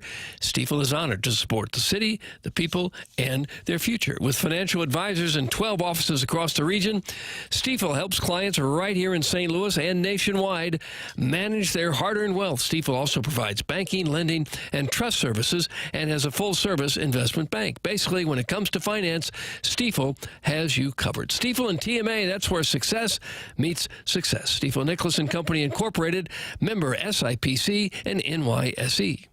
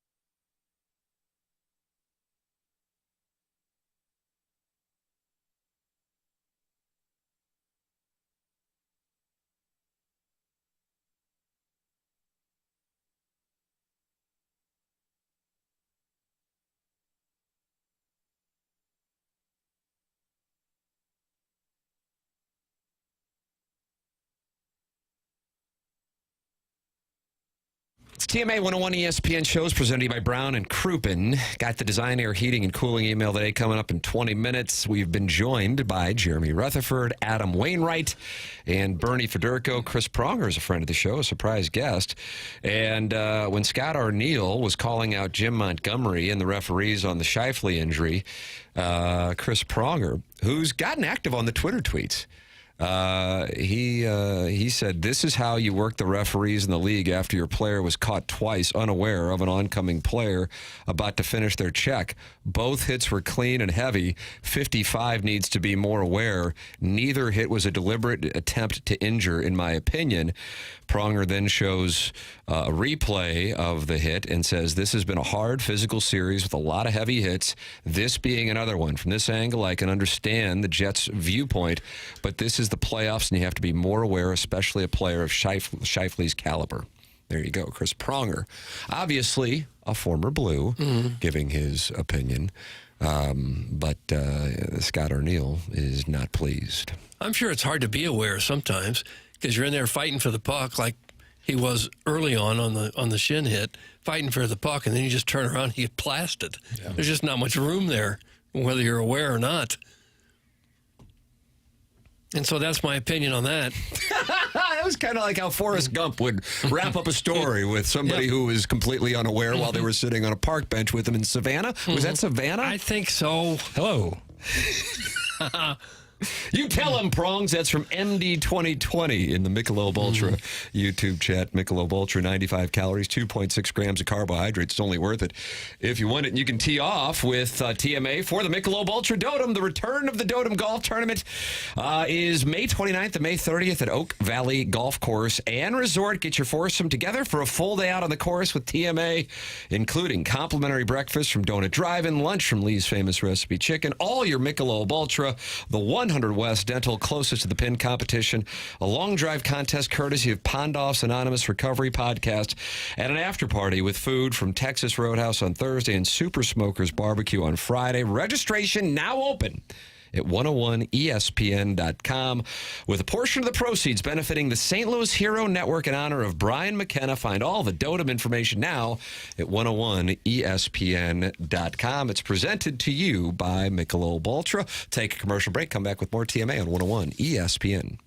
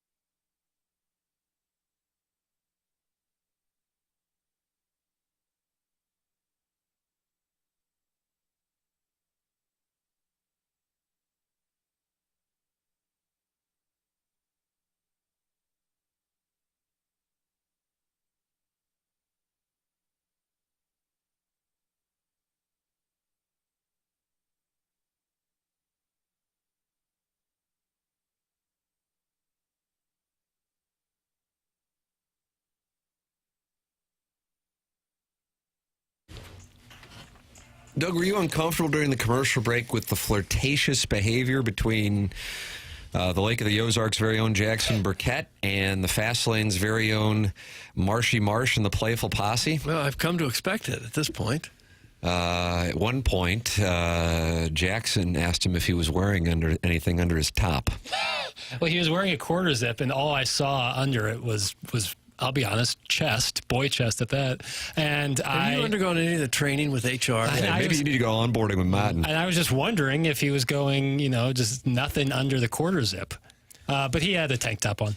That's an unusual look, wouldn't it? Nothing under the quarter zip? Yeah, it's not what I would personally ever. No. Although sometimes, Tim, with those white TMA STL shop hoodies, those like kind of lightweight ones. Yeah, I'm wearing one right now. I'll sometimes go no shirt under it because it feels really good.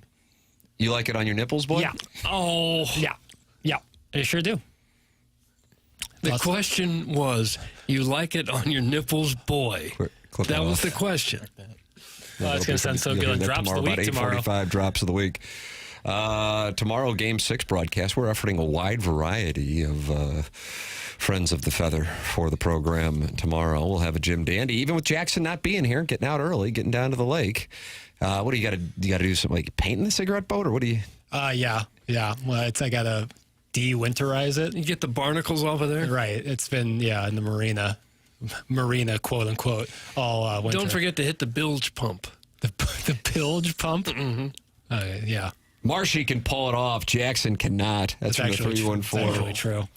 Pale, throw your Frank Haith body pillow in the car and meet me and the St. Charles Hermaphrodite at the McDonald's in Kingdom City on your way to the lake. And we will break the pattern of your holes against the aquarium while the goldfish stare at your quarter pounder. I don't know what any of that means. 4 or 5 Fluffernutters fan page moderator. 4 or 5 crimes were mentioned in that text. Real quick, how off-putting would it be if you were driving down the highway and you saw a gentleman alone in his car, but in the passenger seat was a lifelike Frank Haith body pillow strapped into the passenger seat? Would you call the cops, or would you just keep going? I think people do that kind of thing in some cities where you need more than one driver to be in the far left lane. Frank Haith body pillow? That's what they do? Larry David did it on the way to the Dodger game. Yeah, but he picked up a hua. And she went to the game with him. That's right. Spoiler alert. Yeah. James Carlton is my insurance agent. I'd like him to become your insurance agent as well. He is online at carltoninsurance.net, and he has 423 5-star reviews on Google. Why are people so enthused that they go and give a 5-star review to an insurance agent? Well, because the customer service and James' staff going out of their way to be proactive in saving their clients money. I have no idea why you would not be a James Carlton State Farm Insurance client. I really don't. I suppose you could be an insurance agent yourself. That might explain it. Or maybe a family member is an insurance agent. But other than that, you're doing yourself a disservice by not working with the best. Make the switch. They'll do all the paperwork for you. It's carltoninsurance.net. I've been a client for 6 years. 314-961-4800. Design Air Heating and Cooling email today coming up, the very first one in the month of May. And I see Dan Jansen has an email in there, and it's titled Buck Swope, and this war is intensifying here as we celebrate the Maypole. Are we celebrating the Maypole today? Well, we should. We were going to, where was it, Villa? We have to go to we always dance get invited a little bit. That's coming up next. Design Air Heating and Cooling email today.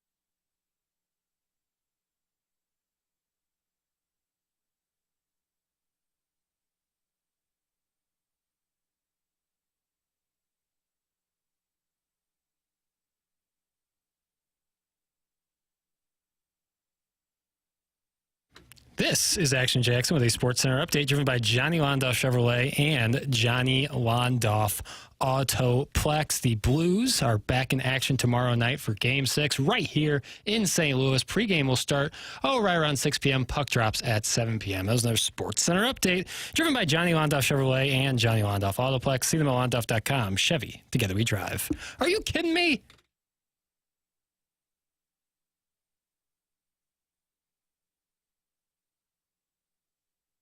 Well, Doug, you're right. It is the first Design Air Heating and Cooling email of the day, the month of May. And the month of May is always hotly contested because it is a Dotem month. And that's when people really start ratcheting their games up. Plus, you have the Stanley Cup playoffs. You have the Celtics Magic coming to a conclusion. That frees some people's schedules up. So you want to tell people about Design Air Heating and Cooling? Yeah, that'll free up your schedule if everything's working with your heating and cooling system. When it comes to heating and cooling, trust the name that's been around longer than all of us, a lot longer. Design Air Heating and Cooling, proudly serving the area since 1904. That's over a century of keeping homes comfortable and customers happy. They're not just another HVAC company. They happen to be the longest-running sponsor on TMA, and that loyalty says a lot. At the helm, Seth Goldcamp, a name you can trust, leading a team that truly values integrity. At Design Air, they believe in honest work. You'll never be sold something you don't need. Whether you're dealing with the St. Louis cold or the summer heat, they have got your back with dependable service and no-pressure solutions. Visit designairservice.com and schedule your service today. Design Air, now the home of the handsome repairman. Design Air. Is that in the copy? Since 1904, home of the handsome repairman. I like that a lot. Ladies and gentlemen, it's time for the Design Air Heating and Cooling email of the day. Hey! Dan Jansen and Time Sharon and Clayton need to get outside and walk a few laps around the block, mostly because we need a break from them, but also because they both sound husky. Don't read this Chubb's email. That's from Arbor Day, Doug. That was via text, but I included it in Design Air Heating. Not very nice. Arbor Day with a poor email. Do you like the name Time Sharon and Clayton? No. Pretty good. Let's see what else we got here. I am choosing not to email into the show today because of NBA boy's behavior. He doesn't watch the hockey games until the playoffs like a common bandwagon bum. Yep. He's skipping work tomorrow to go bunk up with 11 dudes at a feces-filled liquid garbage dump. It's called PTO, you bozo. Worst of all, he is also now openly rooting for the Pittsburgh Pirates. What happened? All that I'm loyal to the soil stuff, tough guy. Actually, I can forgive all the other crap, but I can't look past the fact that Jackson wasn't paying attention when Tim called on him in the 10 o'clock hour. When the incomparable Tim McKernan speaks, you better listen, bro. Tim is our hero. He demands respect. It's a miracle John Kiowski didn't come into the studio, grab you by the collar, and throw your pale ass out onto Olive Boulevard. You'll be working at Chevy's Fresh Mex if this behavior continues. Straighten up or I will gape you into submission. That's from the JV golf coach who won the month of April. JV golf coach with a hostile email. Yeah, boy. Happy Thursday, lads. Turnstile predictions for Friday. Number 1, Sunflower Showdown. Sunflower.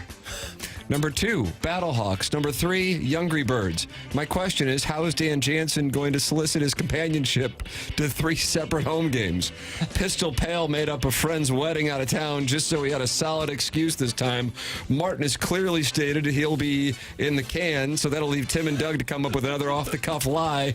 Dan will once again have to dry his tears from his nacho helmet and offer himself up like a real man. Someone like Bachelor Baseball who sneaks into Ballpark Village only to get rejected by the masses. That's a real man. Blues and 7. Cheers, my cousin Vinny. My cousin Vinny. After hearing that Chairman Kurt is on board with the Goon Shack, I realized I have a business opportunity on my hands. Do you think I can list my Warren County Whack Shack on Airbnb? Otherwise, Doug, I may need your assistance again to make a Goon Mobile so I can reach Jackson and others that don't go outside of the 270 loop. Yeah. I guess let me know what you guys think. Shoot, I may even be open to business partners if you guys are interested. P.S. Hey, Doug, I found a hot pink fleshlight that has property of Douglas Elvin. No. Sharpie on it. All right, that's enough. It's Joey Vitale's face dong. Joey Vitale's face dong with a vile email.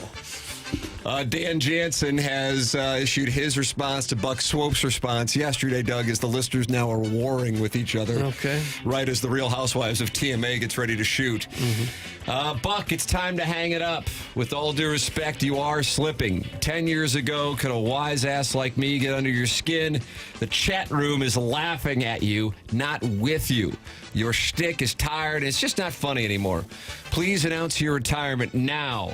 We will have a small ceremony at the Dotem and retire your jersey. All you were doing is taking up a roster spot for the youngeries like my cousin Vinny and the JV golf coach. Please give them the runway they have earned. That's from Dan Jansen, and then he gives his phone number. Dan Jansen, BR549. And finally, I don't know what kind of sports journalism you're all practicing nowadays, but the blatant disrespect for this team's real teams has gone on long enough. I'm talking, of course, about the St. Louis Rams and the River City Otters, two cornerstones of our city sports legacy that apparently everyone has just chosen to forget.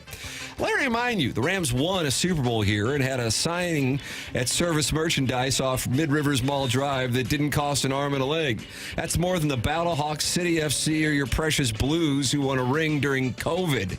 I'm supposed to be happy that a crap team won a crap season? That's like happy with TMA's product when half the staff was furloughed and the other half was dialing in from Jupiter during a lawn mowing competition. Yeah. Back in the Edward Jones Dome, before they let it become a glorified monster NASCAR Expo Rally Center, we had greatness. Kurt Warner, Isaac Bruce, Ty Hill, Jason Smith.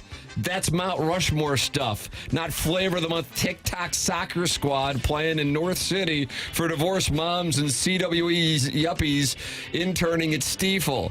You know what I don't see anymore? Tailgates where a guy named Raccoon Randy from 7-Eleven slow roast pork steaks on his shopping cart he borrowed from Schnucks. That's community. And don't get me started on the River City Otters. You people talk about the Blues like they invented hockey in St. Louis. You ever watch minor league hockey in an arena where the Zamboni breaks mid-game and they send out a guy with a can of RC Cola and a mop? The Otters made the family arena feel like Madison Square Garden with a real bad case of Sugarfoot. Oh. We need to bring the Rams back. I don't care what Inglewood thinks. And the Otters, it's not too late. Someone tell Hubbard and KPLR to start covering the real stories again. Enough with these shiny new franchises and their, quote, winning records. Give me a 4-12 Rams team and a semi-pro roller hockey squad that signs players from Craigslist, and I'll show you a sold-out crowd in St. Charles wearing commemorative rally towels from a 2003 Otters bobblehead night. Hatefully, that's Jerry. Oh, wow. That's Jerry Big Tank Del Vecchio, South County native, Rams PSL holder, 96-15. Otters club level legend, forever domed, forever honored. P.S. The River City Rage deserve a 30 for 30, Doug. That's Jerry Del Vecchio. Page numbers on it. Edit. I was ready to vote for Jerry Big Tank Del Vecchio, but he just kept going and going and going. I guess I could still vote for him. And I think I will. Big Tank gets my vote. Is Arbor Day eligible? Sure. Yeah. He was foul. I'm going Arbor Day for the... I liked my cousin Vinny. I like not Dan Jansen, Joey Vitale's face dong. And when that happens, Joey Vitale's face dong. Two vote Tim. Two vote Tim, they call him when there's a tie. BK and Ferrario are coming up next.